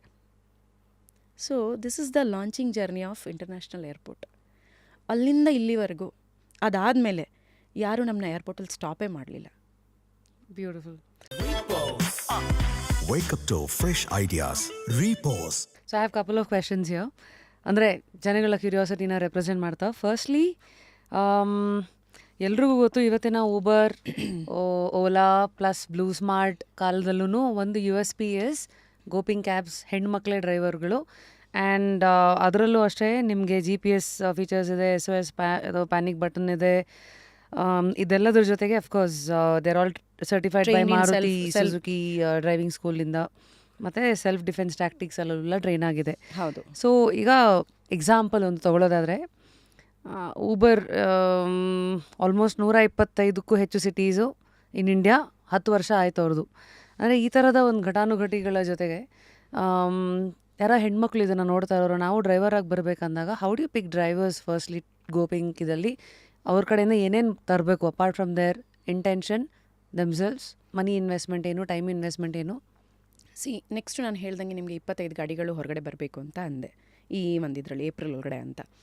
ಸೊ ನಾವು ಕೇಳೋದು, ಅವರು ಡ್ರೈವಿಂಗ್ ಗೊತ್ತಿರಬೇಕು, ಡ್ರೈವಿಂಗ್ ಲೈಸೆನ್ಸ್ ತರಬೇಕು. ಎರಡನೇದಾಗಿ ಅವ್ರದ್ದು Aadhaar, police verification, medical test, ನಾವು ಸ್ಕಿಲ್ ಟೆಸ್ಟ್ ಮಾಡ್ತೀವಿ. ಜೊತೆಗೆ ಕಂಪ್ಲೀಟ್ ಆಫೀಸಲ್ಲಿ ಇಂಟರ್ವ್ಯೂ ಇರುತ್ತೆ. ಏನೇನಿರುತ್ತೆ ಇಂಟರ್ವ್ಯೂನಲ್ಲಿ? ಫಸ್ಟ್ ಅವ್ರದ್ದು ಸ್ಕಿಲ್ ಟೆಸ್ಟ್ ಮಾಡ್ತೀವಿ, ಆಮೇಲೆ ವಿಷನ್ ಟೆಸ್ಟ್ ಇರುತ್ತೆ, ಹೇಗೆ ಡ್ರೈವ್ ಮಾಡ್ತಾರೆ ಅಂತ ಒಂದು, ಆಮೇಲೆ ಅವ್ರ ಕಾನ್ಫಿಡೆನ್ಸ್ ಲೆವೆಲ್ ಯಾವ ಥರ ಇದೆ. ಅದು ಹೆಂಗೆ ಅಸೆಸ್ ಮಾಡ್ತೀರಿ? ನಮ್ಮ ಇನ್ಸ್ಟ್ರಕ್ಟರ್ಸ್ ಬರ್ತಾರೆ, ಅದಕ್ಕೆ ಇನ್ಸ್ಟ್ರಕ್ಟರ್ಸ್ ಬಂದುಬಿಟ್ಟು ಅವ್ರನ್ನ ಕರ್ಕೊಂಡು ಹೋಗ್ತಾರೆ ಎಲ್ಲ ಲೆವೆಲ್ಸಲ್ಲೂ ನೋಡೋಕ್ಕೆ. ಸೊ ಅವ್ರು ಹೇಗೆ ಡ್ರೈವ್ ಮಾಡ್ತಾರೆ, ಅವರೆಲ್ಲರೂ ಪ್ಯಾನಿಕ್ ಹಾಕ್ತಾರಾ, ಅವ್ರಿಗೆ ಆ ಕಾನ್ಫಿಡೆನ್ಸ್ ಲೆವೆಲ್ ಇದೆಯಾ ಅಂತ ನೋಡ್ತೀವಿ. ಏಜ್ ಗ್ರೂಪ್ ಏನಾರು ಇದೆಯಾ ಹೆಣ್ಮಕ್ಳಿಗೆ? ಏಜ್ ಗ್ರೂಪು ನಾವೇನು ಮಾಡಿದ್ದೀವಿ ಅಂತ ಹೇಳಿದ್ರೆ 19 ಇಯರ್ಸಿಂದ ಟಿಲ್ ನಮ್ಮಲ್ಲಿ 60 ಇಯರ್ಸ್ ತನಕ ಡ್ರೈವ್ ಮಾಡ್ತಾ ಇದ್ದಾರೆ ಈಗ. ಓಹೋ. ಸೊ ಪ್ಯಾಷನ್ ಇದ್ದವರು 50 ಮೇಲಿದ್ದರೂ ಬರ್ತಾ ಇದ್ದಾರೆ. ಮತ್ತು ಆಲ್ ಎಜುಕೇಟೆಡ್ ಡ್ರೈವರ್ಸ್ ಇದ್ದಾರೆ ನಮ್ಮಲ್ಲಿ. ಸೊ ಎಜುಕೇಷನ್ ಬ್ಯಾರಿಯರ್ ಇರೋರು, ಅಪ್ಪ ನಾನು ಇಷ್ಟೊಂದು ಓದ್ಬಿಟ್ಟಿದ್ದೀನಿ, ನನಗೆಲ್ಲೂ ಕೆಲಸ ಸಿಗ್ತಾ ಇಲ್ಲ, ಬಟ್ ಡ್ರೈವಿಂಗ್ ಬರೋಂಗಿದ್ರೆ ಗೋಪಿಂಗಿಗೆ ಬಂದು ಅವ್ರು ಡ್ರೈವ್ ಮಾಡ್ಬೋದು. So these are basic criterias.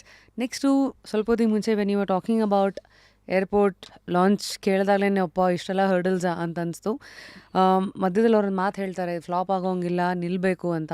So ನಾವು ಫಾರ್ ಎಕ್ಸಾಂಪಲ್ ಯು ಹ್ಯಾವ್ 25 ಗಾಡಿ ಅಲ್ವಾ? ಸೊ ಇದನ್ನು ಏರ್ಪೋರ್ಟ್ಗೆ ಅಂತ ಸಪ್ರೇಟಾಗಿ ಎಷ್ಟೊತ್ತು ಇಡ್ತೀರಾ, ಅಥವಾ ಇದು ನಾರ್ಮಲ್ ಬುಕ್ಕಿಂಗ್ಸ್ಗೆ ಅಂತ ಸೆಗ್ರಿಗೇಷನ್ ಇದೆಯಾ? ಇಲ್ಲ, ನಾವೇನು ಮಾಡ್ತಾ ಇದ್ದೀವಿ ಅಂತ ಹೇಳಿದ್ರೆ completely morning shift day shift ಅಂತ ಹೋಗ್ತಾ ಇದ್ದಾರೆ.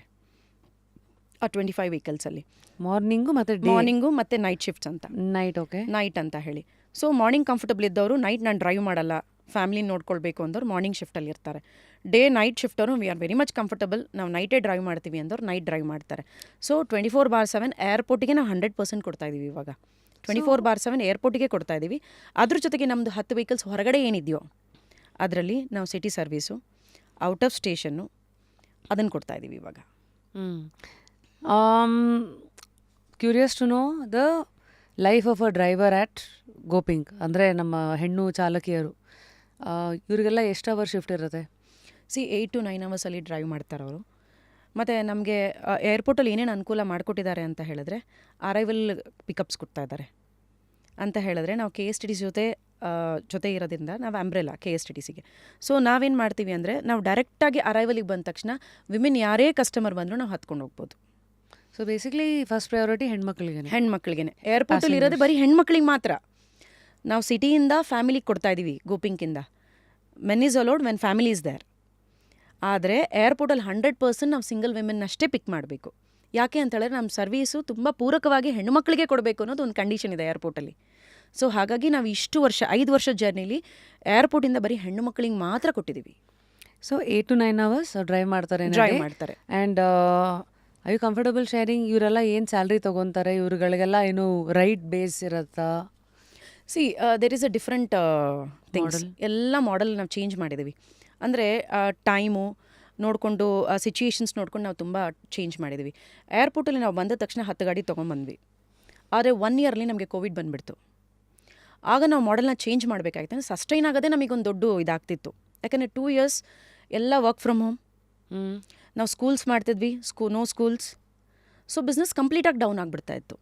ಅದಕ್ಕೆ ನಾವು ಯಾವ ಮಾಡೆಲ್ನ ತಂದ್ವಿ ಅಂದರೆ, 4 years ಯಾರು ವರ್ಕ್ ಮಾಡ್ತಾರೋ ಅವರಿಗದು ವೆಹಿಕಲ್ನೇ ನಾವು ಬರ್ಕೊಟ್ಬಿಡ್ತೀವಿ ಅಂತ ಹೇಳಿದ್ವಿ. ಆ ಮಾಡೆಲ್ನ ನಾವು ವರ್ಕ್ ಮಾಡೋಕ್ಕೆ ಶುರು ಮಾಡಿದ್ಮೇಲೆ we were taking only 20% of the income. What ever they earn 80%. So 20% ಕಂಪನಿಗೆ ಪೇ ಮಾಡ್ತಿದ್ರು. ಸೊ ಈಗ ಯಾರೋ ಡ್ರೈವರಾಗಿ ಡೈರೆಕ್ಟಾಗಿ ಫಸ್ಟು ಸ್ಟಾರ್ಟ್ ಮಾಡಬೇಕಂದ್ರೆ ಈಗ ಹೆಂಗೆ ಅದು ಪ್ರಾಸೆಸ್ಸು? ನಾವು ಇವಾಗ ಏನು ಮಾಡ್ತಾ ಇದ್ದೀವಿ, ಟೆಸ್ಟ್ ನಮ್ಮಲ್ಲಿ ಡ್ರೈವರ್ಸ್ ಅಂತ ಕ್ರಿಯೇಟ್ ಮಾಡೋದು ನಾವು ತುಂಬ ಕಮ್ಮಿ. ನಾವೇನು ಮಾಡ್ತಾ ಇದ್ದೀವಿ, owner cum driver, let's enjoy your journey ಅಂತ ಹೇಳ್ತೀವಿ ನಾವು. ಇಲ್ಲಿ ಡ್ರೈವರಾಗಿ ಬಂದು ಮಾಡೋಕ್ಕಿಂತ ನೀನು ಓನರ್ ಆಗಿ ಬೆಳೆಯಮ್ಮ. ಸೊ ಅವ್ರು ಏನೇನು ತೊಗೊಂಬರ್ಬೇಕು? ಎಷ್ಟು ಇನ್ವೆಸ್ಟ್ಮೆಂಟ್ ಬೇಕಿದೆ? ಇನ್ವೆಸ್ಟ್ಮೆಂಟು ಈಗ ಆಗ ಇದ್ದ ಟೈಮಲ್ಲಿ ನಾವು 60 to 1 lakh ತೊಗೊಳ್ತಾ ಇದ್ವಿ. 60,000 rupees to 1 lakh. ಯಾಕಂದರೆ ಆಗಿದ್ದಿದ್ದು ವೆಹಿಕಲ್ ವ್ಯಾಲ್ಯೂ 7,40,000 ಇರ್ತಾ ಇತ್ತು. ಈಗ ಆಲ್ಮೋಸ್ಟ್ ಎಲ್ಲರೂ 10 ಲಕ್ಷ, 10.5 ಲಕ್ಷ, ಮತ್ತು ಈ ಎಲೆಕ್ಟ್ರಿಕ್ ವೆಹಿಕಲ್ಸ್ ಎಲ್ಲ 13 ಲಕ್ಷ. ಈಗಲೂ ನಾವು ಏನು ಪ್ರಿಫರ್ ಮಾಡ್ತೀವಿ ಅಂದರೆ, 1 ಲಕ್ಷ ತಂದರೆ ಮಿಕ್ಕಿದ ಕಂಪನಿ ಕಂಪ್ಲೀಟ್ ಪ್ರಾಸೆಸ್ ನೋಡ್ಕೊಳ್ಳುತ್ತೆ. ಸೊ ಏನು ಈ ಪ್ರಾಸೆಸ್? ವಾಕಸ್ ಡೌನ್ ಲೈಕ್ ಬ್ಯಾಂಕ್ಗೆ ಕಂಪನಿ ಶ್ಯೂರಿಟಿ ಕೊಡುತ್ತೆ. ಮಿಕ್ಕಿದ ಡೌನ್ ಪೇಮೆಂಟ್ಗೆ 1.5 ಲಕ್ಷ ಬೇಕಾ, 2.5 ಲಕ್ಷ ಬೇಕಾ, ಅದು ಕಂಪನಿ ಕೊಟ್ಟಿರುತ್ತೆ. One she completes her 4 years of journey, she can own up the car. ನಾವು ಈ ಕಡೆ ಏರ್ಪೋರ್ಟ್ ಸೈಡ್ ಎಷ್ಟು ರೈಡ್ಸ್ಗಳು ಸಿಗುತ್ತೆ ನಿಮಗೆ ದಿನದಲ್ಲಿ? What is the business model of pink cabs? ಏರ್ಪೋರ್ಟಲ್ಲಿ ನೀವು ಮಾಡಿದಷ್ಟು ರೈಡು. ಹೌದಾ? ಇವತ್ತು ವಿಮೆನ್ಸು ಪಿಂಕ್ ಕ್ಯಾಬೇ ಬೇಕು ಅಂತ ಹೇಳಿ ಕಾಯ್ಕೊಂಡು 1 hour ಆದರೂ ವೆಯ್ಟ್ ಮಾಡೋವಂಥ ಜನ ಇದ್ದಾರೆ. And international customers US, Canada, ಈ ಕಡೆ ಜರ್ಮನಿ, ಯುರೋಪ್ ಕಂಟ್ರೀಸಿಂದ ಯಾರೇ ಬಂದರೂ 1 ತಿಂಗಳು ಮುಂಚೆ ಬುಕ್ ಆಗಿರುತ್ತೆ. So this is what they'll wait. So on an average ದಿನಕ್ಕೆ ಒಂದು ಗಾಡಿ, ಒಂದು ಹುಡುಗಿ 5 ರಿಂದ 6 ಟ್ರಿಪ್ ಮಾಡ್ಬೋದು. ಬೆಳಗ್ಗೆಯಿಂದ ಫುಲ್ 8 hour ಶಿಫ್ಟಲ್ಲಿ 100% ಮಾಡೋಕ್ಕಲ್ಲ. ಬೆಳಗ್ಗೆ ಹೊತ್ತು ಮಾಡೋಕ್ಕಲ್ಲ, ನೈಟಲ್ಲಿ ಮಾಡ್ಬೋದು. ಒಂದು 5 trips ಆರು ನೈಟಲ್ಲಿ ಮಾಡ್ಬೋದು, ಟ್ರಾಫಿಕ್ ಇರಲ್ಲ. ಬೆಳಗ್ಗೆ ಶಿಕೆಂಡು at least 3 trips to 4 trips maximum try ಮಾಡ್ಬೋದು. ಬಟ್ ಬೆಳಗ್ಗೆ ಟ್ರಾಫಿಕ್ಗೆ ತುಂಬ ಕಷ್ಟ. ಸೊ ನೈಟ್ ಟ್ರಾಫಿಕ್ಗೆ they are very much comfortable. In a day 4 ಅಂತ ಇಟ್ಕೊಳ್ಳ ಆವ್ರೇಜ್? ಎಸ್, ಆವ್ರೇಜ್ ಅಂತೂ 100% 4. So in a day you guys do 100 rides? Yes. What is average cost of each ride? Almost ಆವ್ರೇಜ್ನ 1000 rupees ಇಟ್ಕೋಬೋದು ನೀವು. ಒಂದು 1.5 ಹೋಗುತ್ತೆ, ಇನ್ನೊಂದು 900 rupees 800 rupees ಬಂದಿರುತ್ತೆ. So average cost is 1000 rupees. Got it. So on an average 1 lakh is the turnover and 25 cars. ಆಯಿತು. So ಈ ಮುಂದೆ ಐ ಥಿಂಕ್ ಲಾಸ್ಟ್ ಟೈಮ್ ನಾನು ನಿಮ್ಮ ಹತ್ರ ಮಾತಾಡ್ತಾ ಇದ್ದಾಗ ಹೇಳಿದೆ ಇದನ್ನು ಹೆಂಗೆ ಸ್ಕೇಲ್ ಮಾಡ್ತೀರಾ ಅದೇ. ಯಾಕೆಂದರೆ ಕಾನ್ಸೆಪ್ಟ್ ಈಗ ಗೋ ಪಿಂಕ್ ಅಂದರೆ ಹೆಣ್ಮಕ್ಳ ಕ್ಯಾಬ್ಸು, ಹೆಣ್ಮಕ್ಳೇ ಡ್ರೈವರು. ಈಗ ಯಾವುದೇ ಸ್ಟಾರ್ಟಪ್ಪು ತುಂಬ ಚೆನ್ನಾಗಿ ಮಿಂಚಬೇಕಂದ್ರೆ ಒಂದು problem you are suppose to solve ಅಲ್ವಾ? ಹೌದು. ಈಗ ಉದಾಹರಣೆಗೆ ನಮ್ಮೆಲ್ಲ ಇವತ್ತಿನ ಬ್ರೇಕ್ ಥ್ರೂ ನೋಡಿರುವಂಥ ಬ್ರ್ಯಾಂಡ್ಸ್, ಫಾರ್ ಎಕ್ಸಾಂಪಲ್ ಓಯೋ, ಅಲ್ಲಿ ರಿತೇಶ್ ಅಗರ್ವಾಲು ಈ ಸ್ಟೇ ಕಲ್ಚರನ್ನು ಟೋಟಲಿ ಡಿಸ್ರಪ್ಟ್ ಮಾಡಿದ್ರು. ಸೊ ಹಾಗಾಗಿ ಓಯೋ ಗೆಲ್ತು. ಈ ಕಡೆ ಓಲಾ ಅಗೇನ್ ಸೇಮ್ ಥಿಂಗ್, ಸ್ಟಾರ್ಟಿಂಗಲ್ಲಿ ಆ್ಯಪ್ ಬೇಸ್ಡ್ ರೈಡ್ಸನ್ನು ಇನಿಷಿಯಲಿ ಟ್ರೈ ಮಾಡಿ later they got a breakthrough. Nykaa again beauty ಪ್ರಾಡಕ್ಟ್ಸನ್ನು ಒಂದು ಆ್ಯಪ್ನ ಮೂಲಕ, that is a problem that they have solved and ಅಲ್ಲಿ ಫಸ್ಟ್ ಟೈಮರ್ ಆಗಿ. ಸೊ ಇಲ್ಲಿ ಅಫ್ಕೋರ್ಸ್ ಇಷ್ಟು ಎಕ್ಸಾಂಪಲ್ಸನ್ನು ಕೊಟ್ಟು ಪಿಂಕ್ ಕ್ಯಾಬ್ಸ್ ಅಥವಾ ಗೋಪಿಂಕ್ ಕ್ಯಾಬ್ಸ್ದು ಸದ್ಯದ ಪ್ರಾಬ್ಲಮ್ ಏನು ನೀವು ಸಾಲ್ವ್ ಮಾಡಿದ್ರಿ, ಹೆಣ್ಮಕ್ಳಿಗೆ ಸೇಫ್ಟಿ. ಸೊ ಆ ಪ್ರಾಬ್ಲಮ್ನ ಸಾಲ್ವ್ ಮಾಡಿ ಇದನ್ನು ಇನ್ನೂ ಮಾಸ್ ಪ್ರಾಡಕ್ಟ್ ಆಗಿ ದೊಡ್ಡದಾಗಿ ತೊಗೊಳೋಕೆ ಯಾವುದೂ ಈ ಇನ್ವೆಸ್ಟ್ಮೆಂಟು ಅಥವಾ ಯಾರು ಈ ಏಂಜಲ್ಸು ಈ ಥರ ಯಾರೂ ಸಿಕ್ಕಲಿಲ್ವಾ, ಅಥವಾ ಆ ರೂಟಲ್ಲೂ ಹೋಗಿದ್ರ ಏನಾರು? ಆ ರೂಟಲ್ಲೂ ಹೋದ್ವಿ ನಾವು. ಫಸ್ಟ್ ನಾವು ಆ್ಯಪ್ ಮುಖಾಂತರ ಬರಬೇಕು ಅಂತ ಫಸ್ಟ್ ಡಿಸೈಡ್ ಮಾಡಿದ್ವಿ. ಹೋದ ವರ್ಷ ಎಲ್ಲ ಥರನೂ ಆಯಿತು. ಒಂದಿಬ್ಬರು 3 ಇನ್ವೆಸ್ಟರ್ಸ್ನ ಕರೆಸಿದ್ವಿ, ಏಂಜಲ್ ಬ್ರೋಕಿಂಗ್ ಕರೆಸಿದ್ವಿ, ಅವನ್ನೆಲ್ಲ ಮಾತಾಡಿದ್ವಿ ಯಾವ್ಯಾವ ಥರ ಸೆಟಪ್ ಮಾಡ್ಬೋದು ಅಂತ ಅಂದ್ಕೊಂಡು. ಇಲ್ಲ ಫ್ರಾಂಚೈಸಿ ಮಾಡ್ಬೋದಾ, ಹಲವಾರು ನಾವು ಮಾಡಿದ್ವಿ. ಬಟ್ ಫಸ್ಟ್ ನಾವೆಲ್ಲದಕ್ಕಿಂತ ಮುಂಚೆ ಒಂದು ಆ್ಯಪ್ ಬರಬೇಕು ಅಂತ ಇತ್ತು. ಸೊ ಫೈನಲಿ ಆ್ಯಪ್ ಮೇಲೆ ವರ್ಕ್ ಮಾಡೋಕ್ಕೆ ಶುರು ಮಾಡಿದ್ವಿ. ಆ್ಯಪ್ ವರ್ಕ್ ಮಾಡಿ ಸೊ ಜೂನ್ಗೆ ಆ್ಯಪ್ ಲಾಂಚ್ ಮಾಡಿದ್ದೀವಿ ಇವಾಗ. ಸೊ ಇನ್ನು ನೆಕ್ಸ್ಟ್ ಇನ್ನೊಂದು 25 ವೆಹಿಕಲ್ಸ್ ನಾವು ಪ್ಲ್ಯಾನ್ ಮಾಡ್ತಾಯಿದ್ದೀವಿ. ಯಾಕಂದರೆ ನಾವು 25 ಅಷ್ಟೇ ಇದ್ದೀವಿ ಏರ್ಪೋರ್ಟಲ್ಲಿ. ಸೊ ಅದ್ರ ಜೊತೆಗೆ 10 ಅಟ್ಯಾಚ್ಮೆಂಟ್ಸ್ ಇದೆ. ಈಗ ನಾವು ಅಟ್ಯಾಚ್ಮೆಂಟ್ಸ್ನ ವೆಲ್ಕಮ್ ಮಾಡ್ತಾಯಿದ್ದೀವಿ. ಸೊ ಇನ್ವೆಸ್ಟ್ಮೆಂಟ್ ನಾವು ಒಂದು ಕಡೆ ಮಾಡ್ತಾ ಇರೋದೊಂದು, ಇನ್ನೊಂದು ಕಡೆ ಪ್ರತಿಯೊಬ್ಬರು ನೀವು ಡ್ರೈವಿಂಗ್ ಬರುತ್ತೆ, ನಿಮ್ಮ ಹತ್ರ ವೆಹಿಕಲ್ ಇದೆ, you can come and attach GoPink. Explain, ಅದು ಯಾವ್ಯಾವ ಥರ ಇಂಥದ್ದೇ ಗಾಡಿನ? ಹೌದು, ಎಲ್ಲ ಸಡಾನ್ ವೆಹಿಕಲ್ಸ್ ಆಗಿರಬೇಕು. ಬೂಟ್ ಸ್ಪೇಸ್ 380 to 400 ಲೀಟರ್ಸೇ ಇರಬೇಕು. ಒಂದು ಆಕೆ DL ಇಂದ ಹೊಂದಿರಬೇಕು. ಸೊ ಇದಿಷ್ಟಿದ್ರೆ she can attach GoPink. 10,000 rupees advance ತೊಗೊಳ್ತೀವಿ, ಅಟ್ಯಾಚ್ಮೆಂಟ್ ಅಡ್ವಾನ್ಸ್ ಅಂತ ಹೇಳಿ 10,000 rupees ತೊಗೊಳ್ತೀವಿ. She can start her drive. ಮತ್ತೆ ಇಷ್ಟು ಮಿನಿಮಮ್ ಗ್ಯಾರಂಟಿ ರೈಡ್ಸ್ ಅಂತ ಏನಾದ್ರು ಕೊಡ್ತೀರಾ? ಇಷ್ಟು ಬಿಸ್ನೆಸ್ ಅಂತ? ಹೌದು, ನಾವು ಆಕೆಗೆ 60 ರೈಡ್ಸ್ ನಮ್ಮ ಕಡೆಯಿಂದ ಕೊಡ್ತೀವಿ ಅಂತ ಹೇಳ್ತೀವಿ. ಪರ್ ಮಂತಿಗೆ 60 ಕೊಡ್ತೀವಿ ಅಂತ ಹೇಳ್ತೀವಿ. ಹೋಗ್ತಾ ಹೋಗ್ತಾ ಡಿಪೆಂಡ್ಸ್ ಅಪಾನ್ ದ ಮಾರ್ಕೆಟ್ ಇನ್ನೂ ಜಾಸ್ತಿ ಕೊಡ್ತೀವಿ. So what is the profit margin ಇಲ್ಲಿ ನೀವು ಸರ್ವೈವ್ ಆಗೋಕ್ಕೆ ಅನುರಾಧ? ನಾವು ಇಲ್ಲಿವರೆಗೂ ಟ್ರೈನಿಂಗ್ ಮಾಡ್ತಾ ಇರೋದು, ಇದೆಲ್ಲ ಮಾಡ್ತಾ ಇರೋದಕ್ಕೆ ನಾವಿನ್ನೂ ಬ್ರೇಕ್ ಇವನ್ನಿಂದ ಹೊರಗಡೆ ಬಂದಿಲ್ಲ. ಬ್ರೇಕ್ ಇವನಲ್ಲಿದ್ದೀವಿ, ಅಲ್ಲಿಗೆ ನಾವು ಸ್ಪೆಂಡ್ ಮಾಡ್ತಾ ಇದ್ದೀವಿ. ಯಾಕಂದರೆ ಒಂದು ಹುಡುಗಿಗೆ ಟ್ರೈನ್ ಮಾಡೋಕ್ಕೆ ನಮಗೆ 6 months ಟ್ರೈನಿಂಗ್ ಬೇಕು. ಆ ಟ್ರೈನಿಂಗ್ಗೆ ಒಂದು ಹುಡುಗಿಗೆ ನಾವು 15,000 to 30,000 rupees ಸ್ಪೆಂಡ್ ಮಾಡಬೇಕಾಗತ್ತೆ. ಆಕೆ ಟ್ರೈನಿಂಗ್ ಮಾಡೋ ಟೈಮಲ್ಲಿ ಆಕೆಗೆ ಅಪೆಂಡಿಶಿಪ್ ಅಂತ ಹೇಳಿ ಒಂದು 3,000 rupees ಎಕ್ಸ್ಟ್ರಾ ಕೊಡಬೇಕು. ಆಕೆಗೆ ಟ್ರಾವೆಲಿಂಗ್ ಚಾರ್ಜಸ್ ಕೊಡಬೇಕಾಗತ್ತೆ, ಆಕೆ ಸಂಪೂರ್ಣ ಟ್ರೈನಿಂಗ್ ನೋಡ್ಕೋಬೇಕಾಗತ್ತೆ, ಇದೆಲ್ಲ ಮಾಡೋದಕ್ಕೆ. ಸೊ ನಾವು ಇಲ್ಲಿವರೆಗೂ ಪ್ರಾಫಿಟ್ ಮಾಡಿಲ್ಲ, ಬಟ್ ಬ್ರೇಕ್ ಇವನ್ ಟಚ್ ಮಾಡಿಬಿಟ್ಟು ಬಂದಿದ್ದೀವಿ. ಕಂಪ್ಲೀಟ್ ಟಚ್ ಮಾಡಿ ಅಲ್ಲಿ ಏನು ಬರ್ತಾ ಇದೆ ಅದಕ್ಕೆ ಇನ್ವೆಸ್ಟ್ ಮಾಡ್ತಾ ಇದ್ದೀವಿ. ಯಾಕಂದರೆ ಸಂಸ್ಥೆನ ಬೆಳೆಸೋದು ಒಂದು ತುಂಬ ಇಂಪಾರ್ಟೆಂಟ್ ಆಗಿರೋದು ನಮಗೆ ಇದಿರೋದ್ರಿಂದ. ಸೊ ನಾವು ಅತಿ ಹೆಚ್ಚು ವೆಹಿಕಲ್ಸ್, ಇನ್ನೊಂದು 50 to 100 ವೆಹಿಕಲ್ಸ್ ನಾವು ಆದರೆ, ಅದಕ್ಕೆ ಇವಾಗ ನಾವು ಇಷ್ಟು ದಿನ ಅಟ್ಯಾಚ್ಮೆಂಟ್ಸ್ ಇರಲಿಲ್ಲ, ನಾವೀಗ ನಂಬರ್ಸ್ನ ನೋಡ್ತಾ ಇದ್ದೀವಿ. ಸೊ ನಂಬರ್ಸ್ ಇನ್ಕ್ರೀಸ್ ಆಗಬೇಕು ನಮಗೀಗ. ಈಗ ನಾವು ಎಲ್ಲ ಥರನೂ ಒಂದು ಗ್ರೌಂಡ್ ಲೆವೆಲಿಂದ ವರ್ಕ್ ಮಾಡ್ಕೊಂಡು ಬಂದಿದ್ದೀವಿ. ಸೊ ಈಗ ನೆಕ್ಸ್ಟ್ ನಾವು ನಂಬರ್ಸ್ ಅಷ್ಟೇ ಎಕ್ಸ್ಪೆಕ್ಟ್ ಮಾಡ್ತಾ ಇರೋದು. ನಂಬರ್ಸ್ ಒಂದ್ಸತಿ, ಅದಕ್ಕೋಸ್ಕರ ಒಂದು ನಮ್ಮ ಇನ್ವೆಸ್ಟ್ಮೆಂಟು, ಇನ್ನೊಂದು ಅಟ್ಯಾಚ್ಮೆಂಟ್ಸು, ಎರಡನ್ನೂ ಮಾಡ್ತಾ ಇದ್ದೀವಿ. ಅಟ್ ಎ ಟೈಮ್ ಎರಡೂ ಆದಮೇಲೆ ಸೊ ನೆಕ್ಸ್ಟ್ ಎಕ್ಸ್ಪ್ಲೋರ್ ಮಾಡೋಣ ಅಂತ ನಾವು ಇದು ಮಾಡ್ಕೊಂಡಿದ್ದೀವಿ. So questions that people ask, ನಿಮ್ಮ ವೆಬ್ಸೈಟಲ್ಲಿ ನೋಡ್ತಾ ಇದ್ದೆ, ಎಲ್ಲರೂ ಹೆಣ್ಮಕ್ಳು ಪೈಲಟ್ಸಾ? ಎಸ್ ಅಲ್ವಾ? ಹೌದು. ಯಾವ್ಯಾವ ಥರ ವೆಹಿಕಲ್ಸ್ ನಿಮ್ಮ ಹತ್ರ ಇದೆ? ನಮ್ಮ ಹತ್ರ ಆಲ್ ಸೆಡಾನ್ ವೆಹಿಕಲ್ಸ್ ಇದೆ. ನೆಕ್ಸ್ಟ್ ವರ್ಷನ್ ವೆಹಿಕಲ್ಸ್ ಬರೋಕ್ಕೆ ಪ್ಲ್ಯಾನ್ ಮಾಡ್ತಾ ಇದ್ದೀವಿ. What is the next version? XUV ಅಂತದೆಲ್ಲ ಪ್ಲ್ಯಾನ್ ಮಾಡ್ತಾ ಇದ್ದೀವಿ ನಾವು. ಬಟ್ ಈಗ ಸೆಡಾನ್ ವೆಹಿಕಲ್ಸ್ ಅಷ್ಟೇ ಇರೋದು. ಮತ್ತು ಈ ಕಡೆ ಹೆಣ್ಮಕ್ಳು ಡ್ರೈವರ್ಸ್ ಆ್ಯಸ್ ಅದೇ ಕೇಳೋಕ್ಕೆ ಇದು it's such a cool concept. At the same time ಹೆಣ್ಮಕ್ಳನ್ನ ಎಂಪವರ್ ಮಾಡ್ತಾ ಇದ್ದೀರಾ ಅಂತೆಲ್ಲ ಬರುತ್ತೆ. But what is the other side ಜನಗಳು ನೋಡದೇ ಇರೋವಂಥದ್ದು? ಯಾಕೆಂದರೆ ಹೆಣ್ಮಕ್ಳು ಡ್ರೈವರ್ಸ್ ಅಂತ ಬಂದಾಗ ಅಲ್ಲಿರೋ ಹರ್ಡಲ್ಸ್ ಆ್ಯಕ್ಚುಲಿ ಏನು, ರಿಯಾಲಿಟಿ ಏನಿದೆ? ಈಗ ಕನ್ಸಿಸ್ಟೆನ್ಸಿ, ಎಷ್ಟು ಜನ ಸಡನ್ನಾಗಿ ಬಿಟ್ಟು ಎಸ್, ಈ ಥರದ್ದೆಲ್ಲ ಪ್ರಾಬ್ಲಮ್ಸ್ ಇದೆಯಾ? 100% ಇದೆ. ನಾವು ಎಲ್ಲೋ ಒಂದು ಕಡೆ ಇದನ್ನು ಜಾಸ್ತಿ ಎಕ್ಸ್ಪ್ಯಾಂಡ್ ಮಾಡೋಕ್ಕಾಗದಿರೋ ಅಂಥದ್ದು ಇದೆ. ಇಲ್ಲೇ ನಾವು ಹಿಂದಕ್ಕೆ ಕುಳಿತಾ ಇರೋದು. ಸೊ ಏನು ಅಂತ ಹೇಳಿದ್ರೆ ರೇಷಿಯೋ ಇಸ್ ವೆರಿ ಲೆಸ್. ಮತ್ತು ಕೆಲವೊಂದು ಬಾರ್ಡರ್ಸ್ ಇದೆ ಅವರಿಗೆ. ನಾ ಎಜುಕೇಟೆಡ್ ಆಗಿದ್ದರೆ ಹೋಗಿದ್ರೆ ಚೆನ್ನಾಗಿರಲ್ಲ, ಎಲ್ಲೋ ಬೋರ್ಡ್ ಓಡಿಸಿದ್ರೆ ಚೆನ್ನಾಗಿರಲ್ಲ ಅನ್ನೋದೊಂದಿದೆ. ಎಸ್. ಸೊ ಅಂದರೆ ಮತ್ತು ಇನ್ನೊಂದೇನೆಂದರೆ ತುಂಬ ಓಡಿಸೋರು ಬರ್ತಾರೆ, ಅವ್ರ ಕ್ವಾಲಿಫಿಕೇಷನ್ ತುಂಬ ಕಮ್ಮಿ ಇರುತ್ತೆ, ಆಗ ಲೈಸೆನ್ಸ್ ಸಿಗೋದಿಲ್ಲ.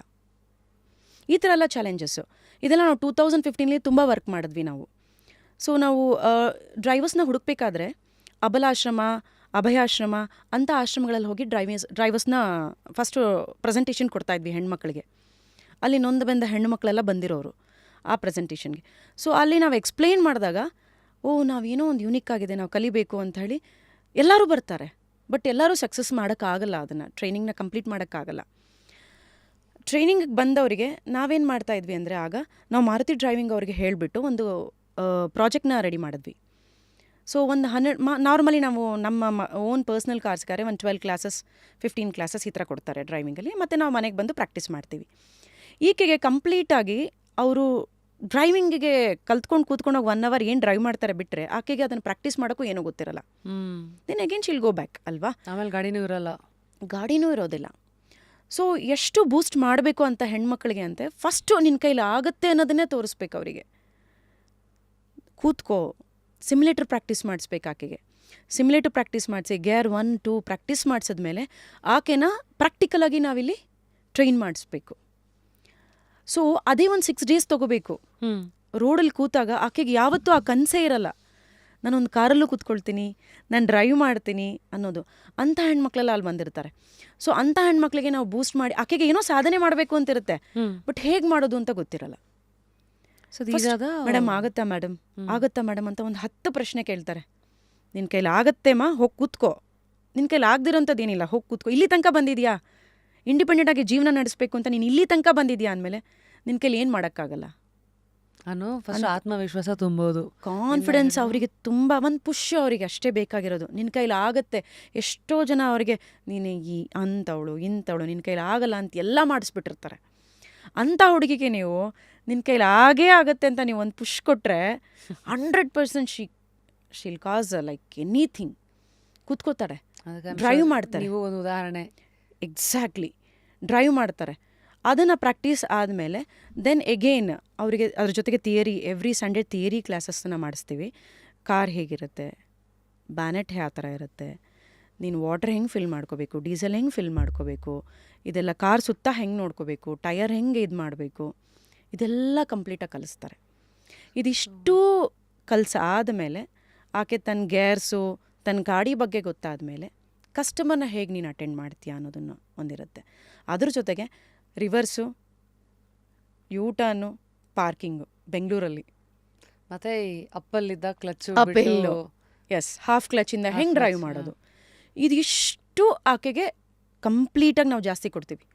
ಆಕೆ ಒಂದ್ಸತಿ ಟ್ರೈನಿಂಗ್ ಕಂಪ್ಲೀಟ್ ಮಾಡ್ಕೊಂಡು ಬಂದಮೇಲೆ ಕೂಡ ನಾವು ಆಕೆಗೆ ಸೇಮ್ ಟ್ರೈನಿಂಗ್ ಕೊಡ್ತೀವಿ. ಅಪ್ಪೆಲ್ಲಿಗೆ ಹುಡ್ಕೊಂಡು ಕರ್ಕೊಂಡು ಹೋಗ್ತೀವಿ, ಹೇಗೆ ಓಡಿಸ್ತಾಳೆ ಆಕೆ. ಬಿಫೋರ್ ಅವರು ಆ್ಯಕ್ಚುಲಿ ನೀರಿಗೆ ಇಳಿಯೋಕ್ಕೂ ಮುಂಚೆ, ಅಂದರೆ ಕೆಲಸ ಆ್ಯಸ್ ಅ ಕ್ಯಾಬ್ ಅಥವಾ ಪೈಲಟ್ ಸ್ಟಾರ್ಟ್ ಮಾಡೋಕ್ಕೆ ಶುರು ಮಾಡೋಕ್ಕೂ ಮುಂಚೆ ಎಷ್ಟು ದಿವಸ ಅವರು ವೇಟಿಂಗ್ ಪೀರಿಯಡಲ್ಲಿ ಇರ್ತಾರೆ, ಟ್ರೈನಿಂಗ್ ಪೀರಿಯಡಲ್ಲಿ? ಆಲ್ಮೋಸ್ಟ್ ಕೆಲವೊಬ್ಬರದು ಸ್ಟಾರ್ಟಿಂಗ್ ಎಲ್ಲ ಒಂದು 6 ಮಂತ್ಸ್ ತನಕ ತೊಗೊಂಡಿದೆ, 6 ತಿಂಗಳು ತೊಗೊಂಡಿದೆ. ಪೇಷನ್ಸ್ ತೋರಿಸಲಿ. ಹೌದು ತೋರಿಸಲೇಬೇಕು. ಟೈಮಲ್ಲಿ ಇನ್ವೆಸ್ಟ್ಮೆಂಟ್ ಎಲ್ಲ ಯಾರ್ದು ಟ್ರೈನಿಂಗ್ಗೆ? ಲಾಟ್ ಆಫ್ ಚಾಲೆಂಜಸ್ ಅಲ್ಲೂ ಕೂಡ. ಸೊ ನಾವು ಅದಕ್ಕೆ NGOsನ ಕನೆಕ್ಟ್ ಮಾಡಿದ್ವಿ, ಮತ್ತು ಮಾರುತಿ ಅವರಿಗೆ CSR ಸ್ಕೀಮ್ಸಲ್ಲಿ ಕೂಡ ಹೇಳಿದ್ವಿ. ಯಾಕೆಂದರೆ ನಾವು ಫೈನಾನ್ಷಿಯಲಿ ನಮಗೂ ಕೂಡ ಯಾವುದೇ ರೀತಿ ಸಪೋರ್ಟ್ ಇರಲಿಲ್ಲ.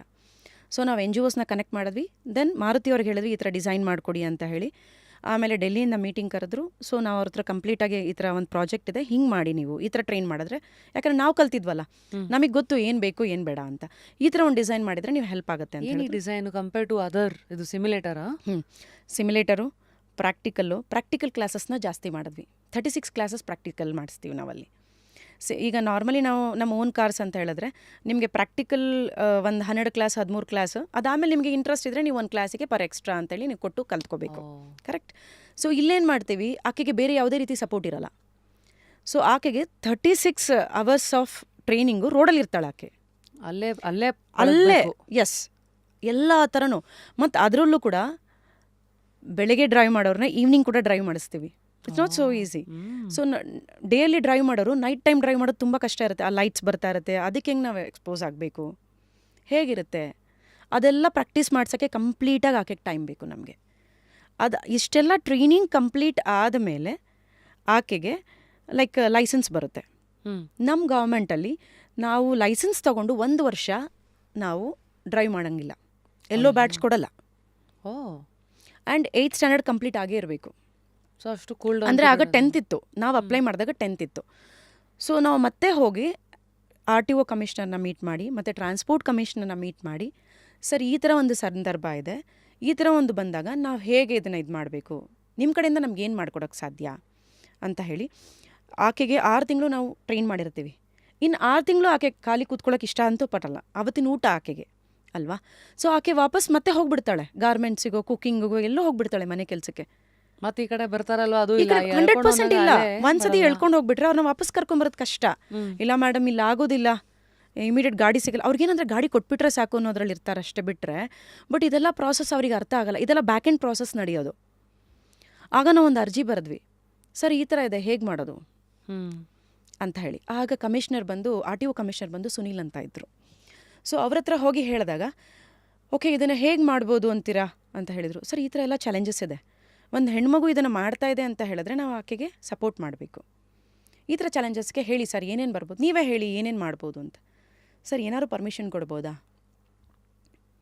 ಯಾಕಂದರೆ ಎಂಥ ವೆಹಿಕಲ್ಲು ಸರ್, ಸಡಾನ್ ವೆಹಿಕಲ್ ಸರ್ ಅಂದ ತಕ್ಷಣ ಅವರು ಏನು ಮಾಡಿದ್ರು ಅಂದರೆ ಒಂದು ಕ್ಲಾಸ್ನ ಮಾಡಿದರು. ಅಲ್ಲಿ ತನಕ ಆ ಕ್ಲಾಸ್ ಇರಲಿಲ್ಲ. 7500 kg ಓಡಿಸೋ ಅಂತ ಎಂಥವ್ರಾದರೂ ಆದರೆ ಸಡಾನ್ ವೆಹಿಕಲ್ಸ್ 7500 kg ಇರೋ ವೆಹಿಕಲ್ ಆದರೆ ನಮ್ಮ ನಾರ್ಮಲ್ DL ಅಲ್ಲೇ ನಾವು ಗಾಡಿನ ಡ್ರೈವ್ ಮಾಡ್ಬೋದು, no need of yellow badge ಅಂತ ತೊಗೊಂಬಂದ್ವಿ. Nice. This the permission first ತೊಗೊಂಡಿದ್ದು. ಸೆಕೆಂಡ್ ಪರ್ಮಿಷನ್ ಏರ್ಪೋರ್ಟಲ್ಲಿ ಆಗ 19 ರೂಪಾಯಿ ಇತ್ತು ಪರ್ ಕಿಲೋಮೀಟ್ರಿಗೆ 2018 ಸೊ ನಮಗೆಲ್ಲ ಒನ್ ವೇ ಟ್ರಿಪ್ಸು, ಆ ಕಡೆಯಿಂದ ಬರ್ಬೇಕಾದ್ರೆ ನಾವು ವಾಪಸ್ ಬರಬೇಕು. ಯಾಕೆಂದರೆ ನಮಗೆ ಏರ್ಪೋರ್ಟಿಂದ ಒನ್ ಸೈಡ್ ಮಾತ್ರ ಸಪೋರ್ಟ್ ಮಾಡ್ತಾರೆ. ಏರ್ಪೋರ್ಟಿಂದ 100% ನಮ್ಗೆ ಎಷ್ಟು ಟ್ರಿಪ್ ಮಾಡಿದ್ರು ಇದೆ, ಮತ್ತು ನಾನು ವಾಪಸ್ ಬರಬೇಕಲ್ಲ ಏರ್ಪೋರ್ಟಿಗೆ. ಸೊ ನಾನು ಆವಾಗ ರಿಕ್ವೆಸ್ಟ್ ಮಾಡಿದೆ ಸರ್ಗೆ, ಸರ್ ಎಲ್ಲ ಇಂಥ ಹೆಣ್ಮಕ್ಳು ವರ್ಕ್ ಮಾಡ್ತಿದ್ದಾರೆ, ಈಕೆ ಹೆಣ್ಮಕ್ಳೇ ಇವರೆಲ್ಲ ಫ್ಯಾಮಿಲಿನ ನಿಭಾಯಿಸ್ತಾ ಇದ್ದಾರೆ, ಇವರಿಗೆ ಇನ್ನೊಂದು 2 ರೂಪಾಯಿ ಏನಾದ್ರು ಜಾಸ್ತಿ ಮಾಡ್ಬೋದಾ ಅಂತ ಮ್ಯಾನೇಜಿಂಗ್ ಡೈರೆಕ್ಟರ್ ಕುಮಾರ್ ಪುಷ್ಕರ್ಗೆ ರಿಕ್ವೆಸ್ಟ್ ಮಾಡಿದೆ. ಓಕೆ ಅನುರಾಧ, ಇದನ್ನು ಮಾಡೋಣ, ಇದನ್ನು ಹೊಸದಾಗಿ ಮಾಡೋಣ, ಇಲ್ಲಿವರೆಗೂ ಮಾಡಿಲ್ಲ, ಬಟ್ ನಾವು ಇದನ್ನು RTOಗೂ ಬರೆಯೋಣ, ಟ್ರಾನ್ಸ್ಪೋರ್ಟಿಗೂ ಇದನ್ನೊಂದು ಕಳ್ಸೋಣ ಅಂತ ಹೇಳಿಬಿಟ್ಟು ಫಸ್ಟ್ ಟೈಮ್ 2019 ಪ್ರತಿ ಹೆಣ್ಣುಮಕ್ಕಳಿಗೂ 2 ರೂಪಾಯಿ. ಎಷ್ಟು ವರ್ಷ ಮೆನ್ ಡ್ರೈವರ್ಸ್ ಪಾಪ ಮಾಡಿದ್ದಾರೆ, ವರ್ಕ್ ಮಾಡಿದ್ದಾರೆ, ಬಟ್ ಆದರೂ ಹೆಣ್ಣುಮಕ್ಕಳು ಡ್ರೈವ್ ಮಾಡೋದಕ್ಕೆ ಒಂದು ಇದಿದೆ ಅಲ್ಲಿ. ಬೆಳಗ್ಗೆ ವರ್ಕ್ ಮಾಡೋರಿಗೆ 19 ರೂಪೀಸು, ನೈಟ್ 12 o'clock ಆದಮೇಲೆ 2 ರೂಪೀಸ್ ಎಲ್ಲರಿಗೂ ನಾರ್ಮಲಿ ಜಾಸ್ತಿ ಆಗುತ್ತೆ ಪರ್ ಕಿಲೋಮೀಟರ್ 12 o'clock ಆದಮೇಲೆ. ಸೊ ನಾವೇನು ಮಾಡಿಸಿದ್ವಿ ಅಂದರೆ ಸರ್ಗೆ ರಿಕ್ವೆಸ್ಟ್ ಮಾಡಿಸಿ ಕನ್ವೀನಿಯನ್ಸ್ ಚಾರ್ಜಸ್ ಅಂತ ಶುರು ಮಾಡಿಸಿದ್ರು ಹೆಣ್ಮಕ್ಳಿಗೆ 2 ರೂಪಾಯಿ ಪರ್ ಕಿಲೋಮೀಟ್ರು. ಸೊ ಆಗ ನಮ್ಮ ಹೆಣ್ಣು ಮಕ್ಕಳಿಗೆ 21 ರೂಪಾಯಿ ಬೆಳಗ್ಗೆ, ರಾತ್ರಿ ಡ್ರೈವ್ ಮಾಡಿದ್ರೆ 24 ರೂಪಾಯಿ ಸಿಕ್ಬಿಡ್ತು. ಈಗ ಹೆಂಗೆ ಸರ್ ಚಾರ್ಜ್ ಅಂತ ತಗೋತಾರೋ ಪೀಕ್ Exactly. ಅವರಲ್ಲಿ, Yes. ಹೆಣ್ಮಕ್ಳು ಅಂದಿದ್ದಾಗ ಸೆಪರೇಟಾಗಿ ಅವ್ರಿಗೊಂದು ಎಕ್ಸ್ಟ್ರಾ ಹೌದು. ಚಾರ್ಜ್ ಅಂತ ಬಂತು. ಇಲ್ಲಿ KSTDCಲಾಗಲಿ ಏರ್ಪೋರ್ಟಲ್ಲಿ ಸರ್ ಚಾರ್ಜಸ್ ಆ ಥರ ಏನೂ ಇಲ್ಲ, ಪೀಕ್ ಅವರ್ಸು ವೇರಿಯೇಷನ್ಸ್ ಆಗೋದು ಯಾವುದೂ ಇಲ್ಲ, ಫ್ಲ್ಯಾಟ್ ರೇಟ್. ಸೊ ಇದು ಒಂದು ಒಪ್ಪಿಗೆ ಸಿಕ್ತು. Then the third thing is ಏರ್ಪೋರ್ಟಲ್ಲಿ ಪಾರ್ಕಿಂಗ್ ಚಾರ್ಜಸ್ ಅಂತ ತೊಗೊಳ್ಳಲ್ಲ ನೀವು 24 ಗಂಟೆ ಗಾಡಿ ನಿಲ್ಲಿಸ್ಕೊಂಡ್ರು. ಆದರೆ KSTDC ಆಗಿರ್ಬೋದು, ಮೆಗಾ ಆಗಿರ್ಬೋದು, ಮೇರು ಆಗಿರ್ಬೋದು, ಯಾರೇ ನಿಂತ್ಕೊಂಡ್ರು ನಮ್ಮದೆಲ್ಲ ಅರೈವಲ್ ಪಿಕಪ್ಸು. ಅರೈವಲ್ ಪಿಕಪ್ಸಲ್ಲಿ ನಾವು ಒಂದು ಪಿಕಪ್ಪಿಗೆ ಬಂದರೆ ಪರ್ ಟ್ರಿಪ್ ಚಾರ್ಜಸ್ ಅಂತ ಕೊಡಬೇಕಾಗತ್ತೆ ಏರ್ಪೋರ್ಟಿಗೆ. ಯಾಕಂದರೆ ಏರ್ಪೋರ್ಟು ಅದು ಲ್ಯಾಂಡು ಮೇಂಟೆನೆನ್ಸು ಅವ್ರದ್ದೇ ಆದ ಕಾಸ್ಟ್ ಇರುತ್ತೆ. ಅದೇ ತರ ನಿಮಗೆ ಅದು ಪ್ಲೇ ಗ್ರೌಂಡ್ ಆಗಿ ಹೌದು, ಅಷ್ಟನ್ನ ಕೊಡ್ತಾ ಇರೋದ್ರಿಂದ ಅದು ಅವ್ರದ್ದು ಅವರು ಅದನ್ನೆಲ್ಲ ಕಾಸ್ಟಿಂಗ್ ಆಕ್ಚುಲಿ ಅದು ಪರ್ಸೆಂಟೇಜ್ ಅಥವಾ ಪರ್ ರೈಡ್? ಇಲ್ಲ ಏನೂ ಇಲ್ಲ, ಫ್ಲ್ಯಾಟ್ ಪರ್ ರೈಡಿಗೆ 136 rupees plus GST 146 normal cab normal everyone ಯಾರು ಅಲ್ಲಿಗೆ ಏರ್ಪೋರ್ಟಿಗೆ ಅಟ್ಯಾಚ್ ಆಗಿದೆಯೋ ಅದು ನಾರ್ಮಲ್ ಪೇಮೆಂಟ್, ಅದು 145 ರೂಪೀಸ್ ಪರ್ ರೈಡ್ ಅಂತ. ನಾನು ಅಲ್ಲೊಂದು ರಿಕ್ವೆಸ್ಟ್ ಕೊಟ್ಟೆ, ಸರ್ ಹೆಣ್ಮಕ್ಳು ಮೊದಲನೇ ಸತಿ ಮಾಡ್ತಾ ಇದ್ದಾರೆ, ಇದರಲ್ಲಿ ಏನಾದ್ರು ನೀವು 50% ಸಬ್ಸಿಡಿಯಾಗಿ ಮಾಡ್ಬೋದಾ? ವಿಮೆನ್ನ ಎಂಪವರ್ ಮಾಡೋಣ ಈ ಟೈಮಲ್ಲಿ, ಅವರಿಗೂ ಒಂದು ಆಸಕ್ತಿ ಉಳಿಯುತ್ತೆ, ಜಾಸ್ತಿ ಟ್ರಿಪ್ ಮಾಡ್ಬೋದು ಅಂತಿರುತ್ತೆ. ಏರ್ಪೋರ್ಟರು ಅದನ್ನು ರಿಕ್ವೆಸ್ಟ್ನ ಆಕ್ಸೆಪ್ಟ್ ಮಾಡಿಕೊಂಡು 71 ರೂಪೀಸ್ ಮಾಡಿದ್ರು. 5 ಇಯರ್ಸ್ ಆದರೂ 1 ರೂಪಾಯಿ ಕೂಡ ಅವ್ರು ಇಲ್ಲಿವರೆಗೂ ಜಾಸ್ತಿ ಮಾಡಿಲ್ಲ. ಸೊ ಎಷ್ಟೇ ಜನ ಹೆಣ್ಮಕ್ಳು, ಆವತ್ತು ನಾವು 10 ಕ್ಯಾಬ್ ಏನು ಲಾಂಚ್ ಮಾಡಿದ್ವಿ, ಇವತ್ತು 45 ಕ್ಯಾಬ್ ಆಗಿದೆ ಏರ್ಪೋರ್ಟಲ್ಲಿ. 45 ಕ್ಯಾಬ್ ಆದ್ರೂ ಇವತ್ತು ನಮ್ಮ ಹೆಣ್ಣುಮಕ್ಳಿಗೆ ಮಾತ್ರ ನಾವು ಪರ್ ಟ್ರಿಪ್ ಚಾರ್ಜಸ್ ಇನ್ನೂ 71 ರೂಪೀಸೇ ಪೇಮೆಂಟ್ ಮಾಡ್ತಾಯಿದ್ದೀವಿ. ಸೊ ಗೌರ್ನಮೆಂಟ್ ಅಂದರೆ ಏರ್ಪೋರ್ಟ್ ಕೂಡ ನಮ್ಮ ಒಂದು ಮನವಿನ ಇದು ಮಾಡಿಕೊಂಡು 50% ಸಬ್ಸಿಡಿಯಲ್ಲಿ ಕೊಡ್ತು ಅದನ್ನು. So that is a third thing what we cost. So ಇದೆಲ್ಲ ಮಾಡ್ಕೊಂಡ್ಮೇಲೆ ನಮ್ಮ ಜರ್ನಿ ಹಂತಕ್ಕೂ ಬೆಳೀತಾ ಹೋಯಿತು. ಇಡೀ ಜರ್ನಿನಲ್ಲಿ what is one moment that you very proud of? ನಾನು ಎಲ್ಲರಿಗೂ ಉತ್ತರ ಕೊಟ್ಟಿದ್ದೀನಿ ಅಂತ ಅನಿಸುತ್ತೆ ನನ್ನ ಕೆಲಸದ ಮೂಲಕ. ಎಷ್ಟೋ ಜನ ನನ್ನ ತಂದೆ ತಾಯಿಗೆ ನಿಮ್ಮ ಕೈಲಿ ಏನೂ ಆಗಲ್ಲ ಅಂತ ಹೇಳಿದಕ್ಕೆ ನಾನು ಉತ್ತರ ಕೊಟ್ಟಿದ್ದೀನಿ ಇವತ್ತು. ನನ್ನ ತಂದೆ ತಾಯಿನ ಯಾವ ಸ್ಥಾನದಲ್ಲಿ ಇಟ್ಟಿದ್ದೀನಿ, ನಾನು ನನ್ನ ತಮ್ಮ ಏನೇನು ಕಾಸ್ ಮಾಡಿದ್ದೀವಿ. ವಿ ಬೋತ್ ಲೈಕ್ ನಾವು ಯಾವತ್ತೂ ಲೈಫಲ್ಲಿ ಹಿಂದೆ ನೋಡಲೇ ಇಲ್ಲ. ನಾನೊಂದು ಕಡೆ ಈ ಥರ ಅಚೀವ್ ಮಾಡ್ಕೊಂಡು ಬಂದೆ. ನನ್ನ ತಮ್ಮ ಸೆಕೆಂಡ್ PUC ಓದಿ ಅವನು ಇದ್ದಕ್ಕಿದ್ದಂಗೆ ಅವನದೊಂದು ಟರ್ನಿಂಗ್ ಪಾಯಿಂಟ್ ಏನಂದರೆ ಶೃಂಗೇರಿಗೆ ಹೋಗ್ತೀನಿ ಅಂದ. ಶೃಂಗೇರಿಗೆ ಹೋಗಿ ವೇದಾಭ್ಯಾಸ ಮಾಡ್ದ. ಶೃಂಗೇರಿಲಿದ್ದು ಕಾಲಡಿಗೆ ಬಂದು ವಿದ್ಯಾಭ್ಯಾಸ ಮಾಡ್ದ. ಕಾಲಡಿಗೆ ಬಂದು ಇವತ್ತು ಮದುವೆ ಆಗಿ 2 ಮಕ್ಕಳಿದೆ. Still he studying MA in Sanskrit, ಜ್ಯೋತಿಷ್ಯ. ನಾವಿಬ್ಬರು ನಮ್ಮ ತಂದೆ ತಾಯಿ ಬೆಳೆಸಿದ್ದು ಇದಕ್ಕೆ ಇವತ್ತಿಬ್ಬರೂ ಒಂಥರ ನಿಂತ್ಕೊಂಡಿದ್ದೀವಿ. ಸೊ ಇಬ್ಬರು ಎಲ್ಲೂ ನಮ್ಮ ತಂದೆ ತಾಯಿ ಹೀಗೆ ಮಾಡಲಿಲ್ಲ ಹಾಗೆ ಮಾಡಲಿಲ್ಲ ಅನ್ನೋ ಕಾನ್ವರ್ಸೇಷನ್ ನಮ್ಮಿಬ್ಬರಿಗೂ ಎಲ್ಲೂ ಇಲ್ಲ. ಎಲ್ಲ ನೋಡ್ತಾ ಇದ್ದಾಗ ನಿಮ್ಮ ಕನಸುಗಳಿಗೆ ಕೆಲವು ಸತಿ ನಡೀತಾ ಇರಬೇಕು, ಹಾರ್ತಿರೋ ಎಡುತ್ತಿರೋ ಒಟ್ನಲ್ಲಿ ಮುಂದಕ್ಕೆ ಹೋಗ್ತಾ ಇರಬೇಕಂತ. ಸೊ ಎಷ್ಟೋ ಜನ ಹೆಣ್ಮಕ್ಳು ಬೇರೆ ಬೇರೆ ಕೆಪಾಸಿಟಿನಲ್ಲಿ ನೋಡ್ತಾ ಇದ್ದಾರೆ.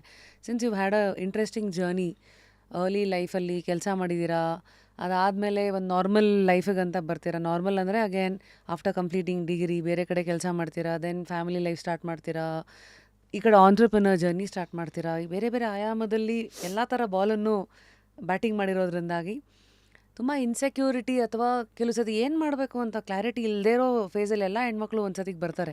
ಎಸ್ಪೆಷಲಿ ಲೈಫಲ್ಲಿ ಅವ್ರವ್ರ ಕಾಲ ಮೇಲೆ ನಿಂತ್ಕೋಬೇಕು ಅಂತ ಆಸೆ ಇಟ್ಕೊಂಡಿರೋ ಹೆಣ್ಮಕ್ಳು. ಅವರಿಗೆ ನೀವು ಹೇಳುವಂಥ ಒಂದಷ್ಟು ಆಶಾಪೂರಕ ಮಾತುಗಳು ಅಂದರೆ? ನಾವು ಎಷ್ಟೋ ಸತಿ ಬೀಳ್ತೀವಿ, ಅದನ್ನು ಸೋಲು ಅಂತ ಅಂದ್ಕೊಂಡ್ಬಿಡ್ತೀವಿ. ನಮ್ಮ ಆ್ಯಕ್ಷನ್ಸ್ ಅಷ್ಟೇ ಸೋತಿರುತ್ತಲ್ಲಿ, ನಾವಲ್ಲ. ಫಸ್ಟ್ ಅದನ್ನು ಅರ್ಥ ಮಾಡ್ಕೋಬೇಕು. ಮತ್ತು ಪ್ರತಿಯೊಂದು ಹೆಣ್ಣು ಮಕ್ಕಳಿಗೂ ಕನಸು ಅನ್ನೋದಿರುತ್ತೆ. ನಾವೇನು ಸಾಧನೆ ಮಾಡಬೇಕಂತ ಕನಸಿರುತ್ತೆ. ಬಟ್ ಆಕೆ ಎಲ್ಲೋ ಒಂದು ಕಡೆ ನನ್ನ ಹತ್ರ ಫೈನಾನ್ಷಿಯಲ್ ಇಲ್ಲ ಅಂತ ಹಿಂದೋಗೋ ತುಂಬ ಜನ ಇದ್ದಾರೆ. ಸೊ ಅವರಿಗೆಲ್ಲ ನಾನು ಏನು ಹೇಳ್ತೀನಿ ಅಂದರೆ, ನೀವು ಫೈನಾನ್ಸ್ ಒಂದು ಪಾರ್ಟ್ ಅಂತ ಅಂದ್ಕೊಂಡು ಯಾವತ್ತೂ ಅದನ್ನೇ ಮುಂದಕ್ಕೆ ಇಟ್ಕೊಂಡು ನನ್ನ ಕೈಲಿ ಆಗಲಿಲ್ಲ ಅಂತ ಹಿಂದಕ್ಕೆ ಹೋಗಬೇಡಿ. ನೀವೊಬ್ಬರು ಮುಂದಕ್ಕೆ ಬಂದರೆ ಪ್ರಪಂಚ ನಿಮ್ಮ ಜೊತೆ ನಿಂತ್ಕೊಳ್ಳುತ್ತೆ. ಸೇಮ್ ನೀವು ಏನು ಮಾಡ್ಬೇಕಂತ ಅಂದ್ಕೊಂಡಿದ್ದೀರೋ ಮಾಡಿದ್ರೆ ಪ್ರಪಂಚದ ಪೂರೇ ಕಾಯನಾಥ್ ನಿಮ್ಮ ಜೊತೆಗೆ ನಿಲ್ಲತ್ತೆ ಅನ್ನೋದು ಒಂದು ಮಾತು ಇದೆಯಲ್ಲ, ಇದು ಆಲ್ಕಮಿಸ್ಟ್ದು ಫೇಮಸ್ ಇದು. ಎಕ್ಸಾಕ್ಟ್ಲಿ. ಸಿನಿಮಾಗಳು ಇದನ್ನು ಹೇಳಿದೆ, ಎಲ್ಲರೂ ಅನುಭವಿಸ್ತರು ಅದನ್ನು ಹೇಳ್ತಾರೆ. ಅದು ರುಚಿ ನೋಡಿದವ್ರಿಗೆ ಗೊತ್ತಿದ್ದು. ಹಾಗಾಗಿ ನೀವು ರುಚಿ ನೋಡೋದನ್ನು ಮಾತ್ರ ನಿಲ್ಲಿಸಬೇಡಿ. ಹೌದು, ಕೀಪ್ ಗೋಯಿಂಗ್, ಕೀಪ್ ಟ್ರೈಯಿಂಗ್. ಬಿದ್ದೋರು ಫಸ್ಟು ಒರೆಸ್ಕೊಳ್ಳೋದನ್ನು ಕಲೀರಿ, ಹೊರತು ಅಯ್ಯೋ ಬಿದ್ದುಬಿಟ್ಟು ನಾನು ಸಾವಾಸನೆ ಅಲ್ಲ ಅಂತ ಹೋಗಬೇಡಿ ಅಂತೀರಿ. ಆ್ಯಂಡ್ ಐ ಥಿಂಕ್ ಸುತ್ತಮುತ್ತ ಇರೋರ್ದು ಸಪೋರ್ಟ್ ಇಲ್ಲದೇ ಇದ್ದಾಗ್ಲೂ, ಈಗ ಅಪ್ಪಂದ್ರ ಆಗಿರಲಿ ಗಂಡಂದ್ರ ಆಗಿರಲಿ, ಹೌದು, ಕೆಲವು ಸತಿ ಸಪೋರ್ಟ್ ಮಾಡಿಲ್ಲ ಅಂತಂದರೂ ಬಲೂನನ್ನು ಚುಚ್ಚಬಾರ್ದು. ಏನೋ ಮಾಡೋಕ್ಕೆ ಹೋದವ್ರನ್ನೂ ಬೇಡ ಅಂತ ರೆಸ್ಟ್ರಿಕ್ಷನ್ಸ್ ಹಾಕ್ಬಿಡೋದು, ಕಟ್ ಹಾಕೋದು. ಸೊ ಈ ಥರ ಇರೋ ಹೆಣ್ಮಕ್ಳಿಗೆ ಏನು ಅಡ್ವೈಸ್ ಕೊಡೋಣ? ನಾವು ಮಾಡೋ ಒಂದು ಪ್ರತಿಯೊಂದು ಕೆಲಸಕ್ಕೆ ಎಲ್ಲ ಕಡೆಯಿಂದ 100% ಸಿಗುತ್ತೆ ಅಂತ ಏನೂ ಹೇಳೋಕ್ಕಾಗಲ್ಲ. ನಿಮಗೆ ನೀವೇ 100%. ಫಸ್ಟು ನಮಗೆ ನಾವು 100%. ಫಸ್ಟು ನಮ್ಮಲ್ಲ ಇದಿರಬೇಕು, ಕಲ್ಲಿನ ಥರ ನಿಂತ್ಕೊಂಡ್ಬಿಡ್ಬೇಕು. ಬೇರೆಯವ್ರಿಗೆ ಫುಟ್ಬಾಲ್ ಆಗಬಾರ್ದು. ನಾವೇನಾಗ್ಬಿಡ್ತೀವಿ, ಕಾನ್ವರ್ಸೇಷನ್ಸ್ಗೆ ಸ್ಟಾಪ್ ಆಗಿಬಿಡ್ತೀವಿ. ಯಾರು ಬೇಕಾದ್ರೂ ಓದಿಬೋದು ನಮ್ಮನ್ನ ಬಾಲಲ್ಲಿ. ಸೊ ನಾವು ಫುಟ್ಬಾಲ್ ಆಗಿಬಿಟ್ರೆ ಏನಾಗುತ್ತೆ, ಅವ್ರು ಹಂಗಂದ್ರು ಇವ್ರು ಹಿಂಗಂದ್ರು, ಇದರಲ್ಲೇ ನಮ್ಮ ಲೈಫ್ ಫುಲ್ ಆಗಿಬಿಡುತ್ತೆ. ಬಟ್ ನಾನು ಹೇಳೋದೇನು ಗೊತ್ತಾ, ಯಾರು ಎಷ್ಟೇ ಓದ್ರು ನೀವು ಕಲ್ಲಿನ ಥರ ನಿಂತ್ಕೋಬೇಕು.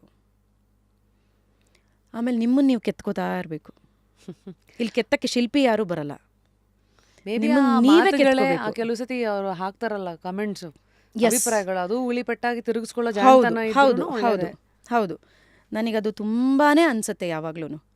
ಎಷ್ಟೋ ಜನ ಹೇಳ್ತಾರೆ, ನಾವು ಇಷ್ಟು ದುಡ್ಡಿದೆ, ಹಿಂಗೆ ಬೆಳೆಸ್ತೀವಿ ಹಂಗೆ ಬೆಳೆಸ್ತೀವಿ ಅಂತ ತುಂಬ ಜನ ಹೇಳ್ತೀವಿ. ಬಟ್ ನಾನು ಹೇಳೋದು, ನೀವು ಹೆಂಗೆಂಗೋ ಬೆಳೆಸೋದಲ್ಲ, ಅವರು ಒಬ್ಬರೇ ನಿಂತ್ಕೊಂಡಾಗ ಹೇಗೆ ಬೆಳೀತಾರೆ, 10 ಜನಕ್ಕೆ ಹೇಗೆ ಬೆಳೆಸ್ತಾರೆ ಅನ್ನೋದು ತುಂಬ ಇಂಪಾರ್ಟೆಂಟ್ ಆಗುತ್ತಲ್ಲಿ. ಫಸ್ಟ್ ಹಾಫ್ ಇಸ್ ನೀವು ನಿಲ್ಲೋದು, ಸೆಕೆಂಡ್ ಹಾಫ್ ನಿಲ್ಸ್ಬಿಟ್ಟು ಹೋಗೋದು. ನಾವೇನು ಮಾಡ್ತೀವಿ, ಫುಲ್ ಸೆಕ್ಯೂರಿಟಿ ಕೊಟ್ಬಿಡ್ತೀವಿ ನಮ್ಮ ಮಕ್ಕಳಿಗೆ. ಎಲ್ಲ ಗೋಡೆ ನಾನೇ ಕಟ್ಕೊಟ್ಬಿಡ್ತೀನಪ್ಪ, ನೀನು ಒಳಗಡೆ ಇರೋದಷ್ಟೇ ಇಂಪಾರ್ಟೆಂಟು.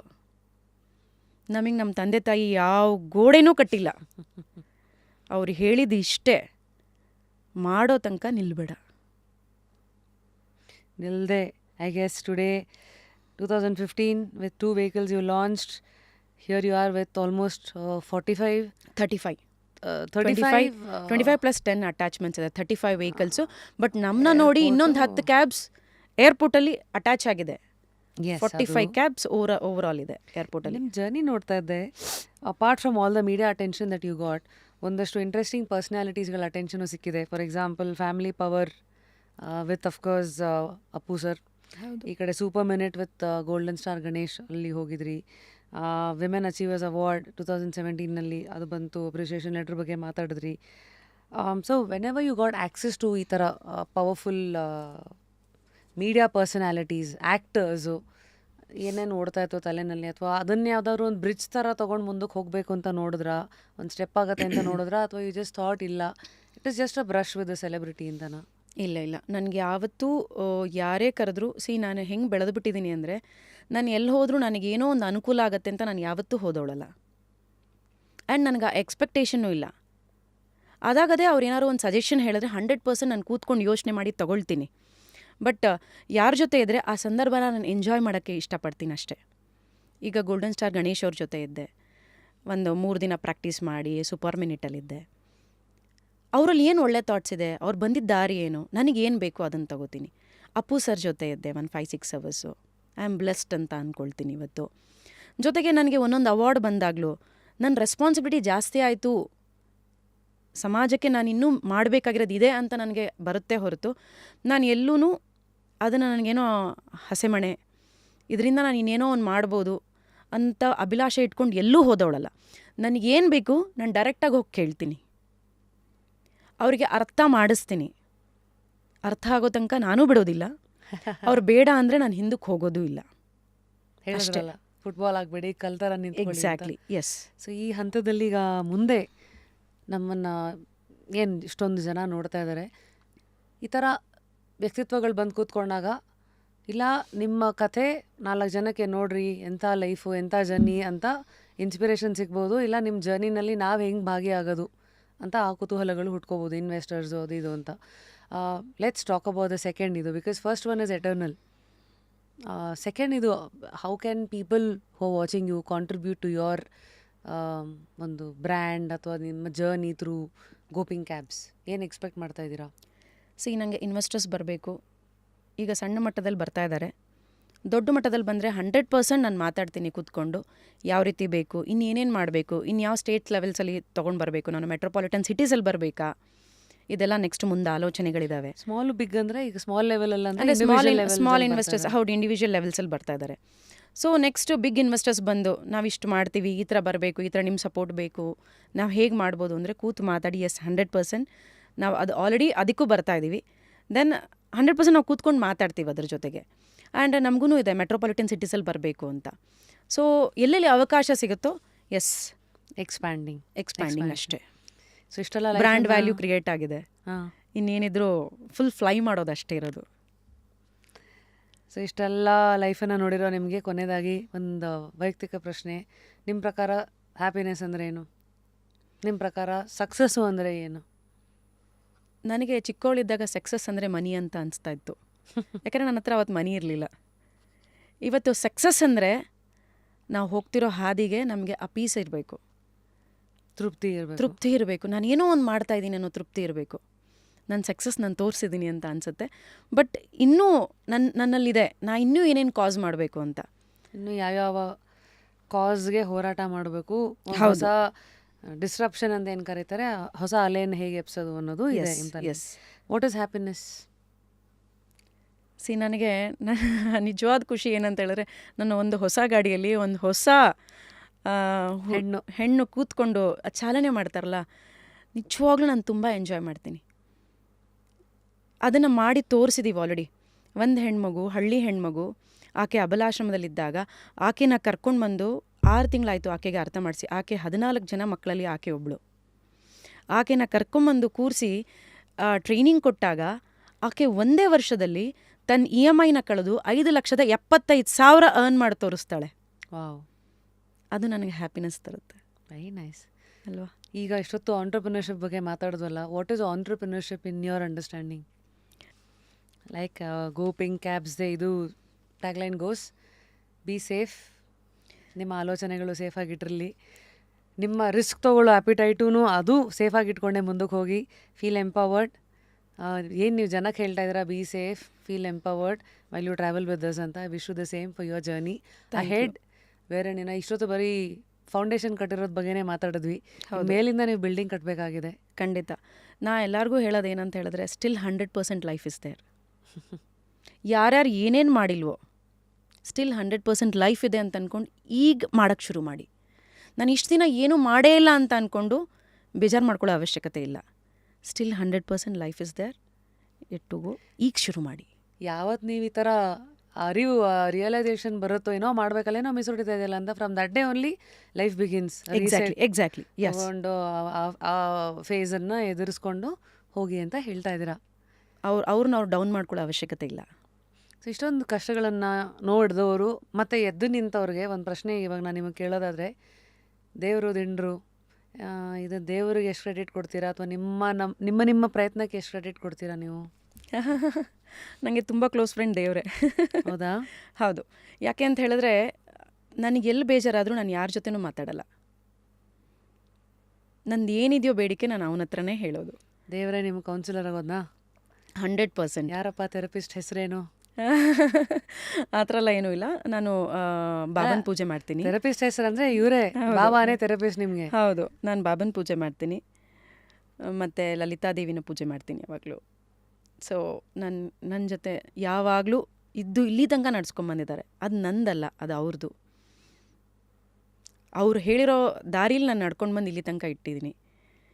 ಇನ್ನು ಮುಂದೆ ಅವ್ರು ಏನು ಹೇಳ್ತಾರೆ ಅದನ್ನು 100% ನಾನು ಮಾಡ್ತೀನಿ. Keep going.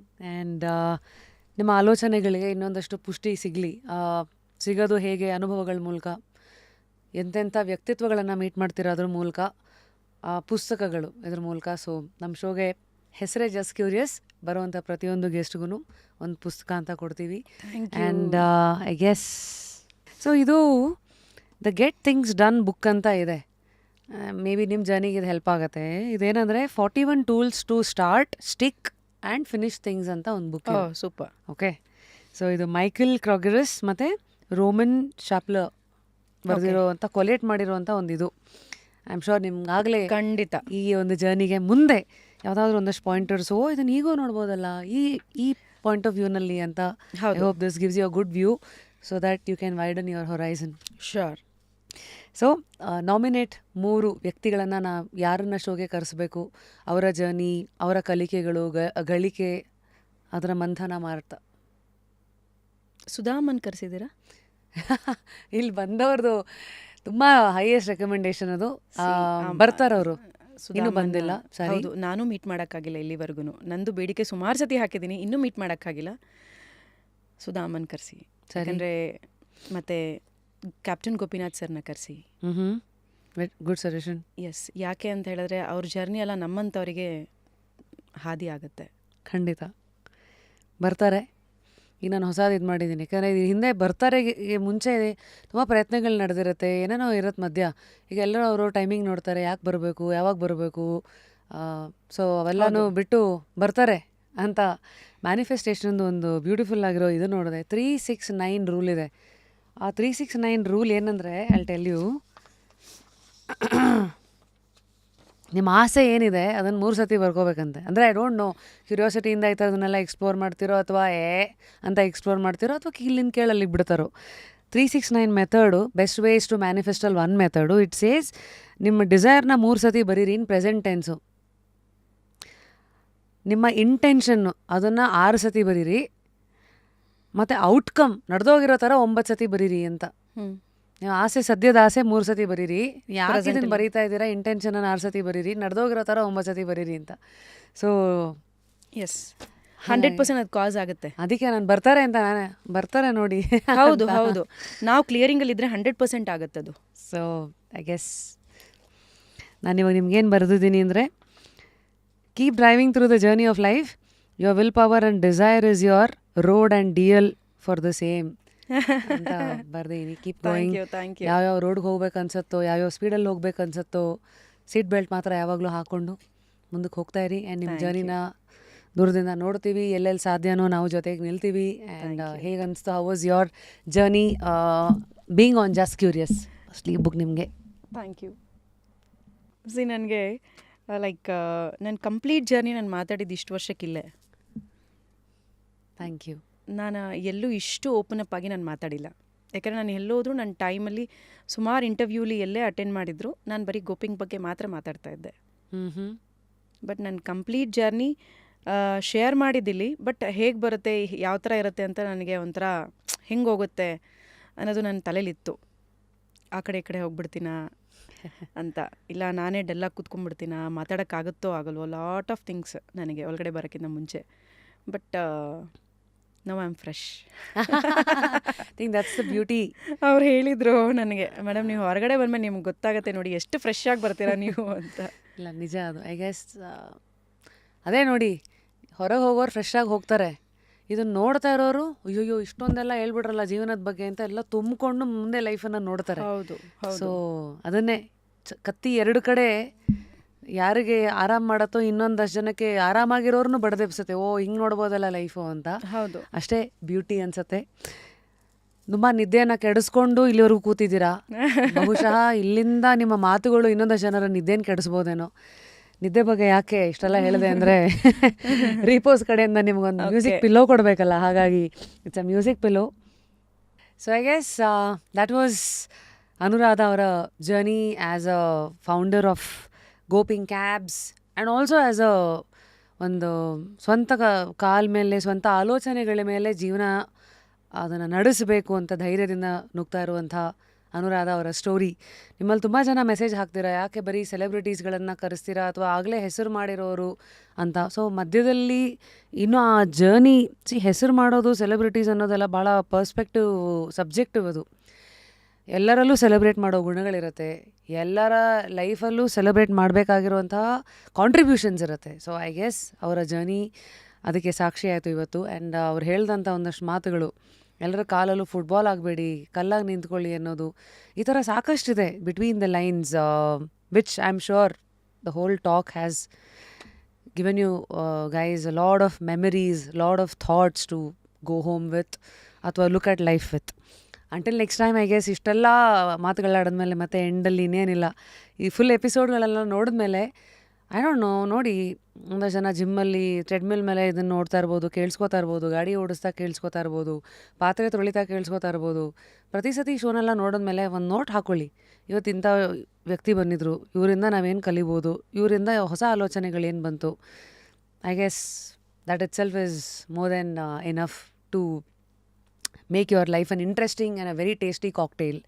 So until next time, ನಾನು ನಿಮ್ಮ rapid Rashmi, signing out of another episode of just curious. Thank you so much Anuradha ಅವರೇ. Thank you. Thank you.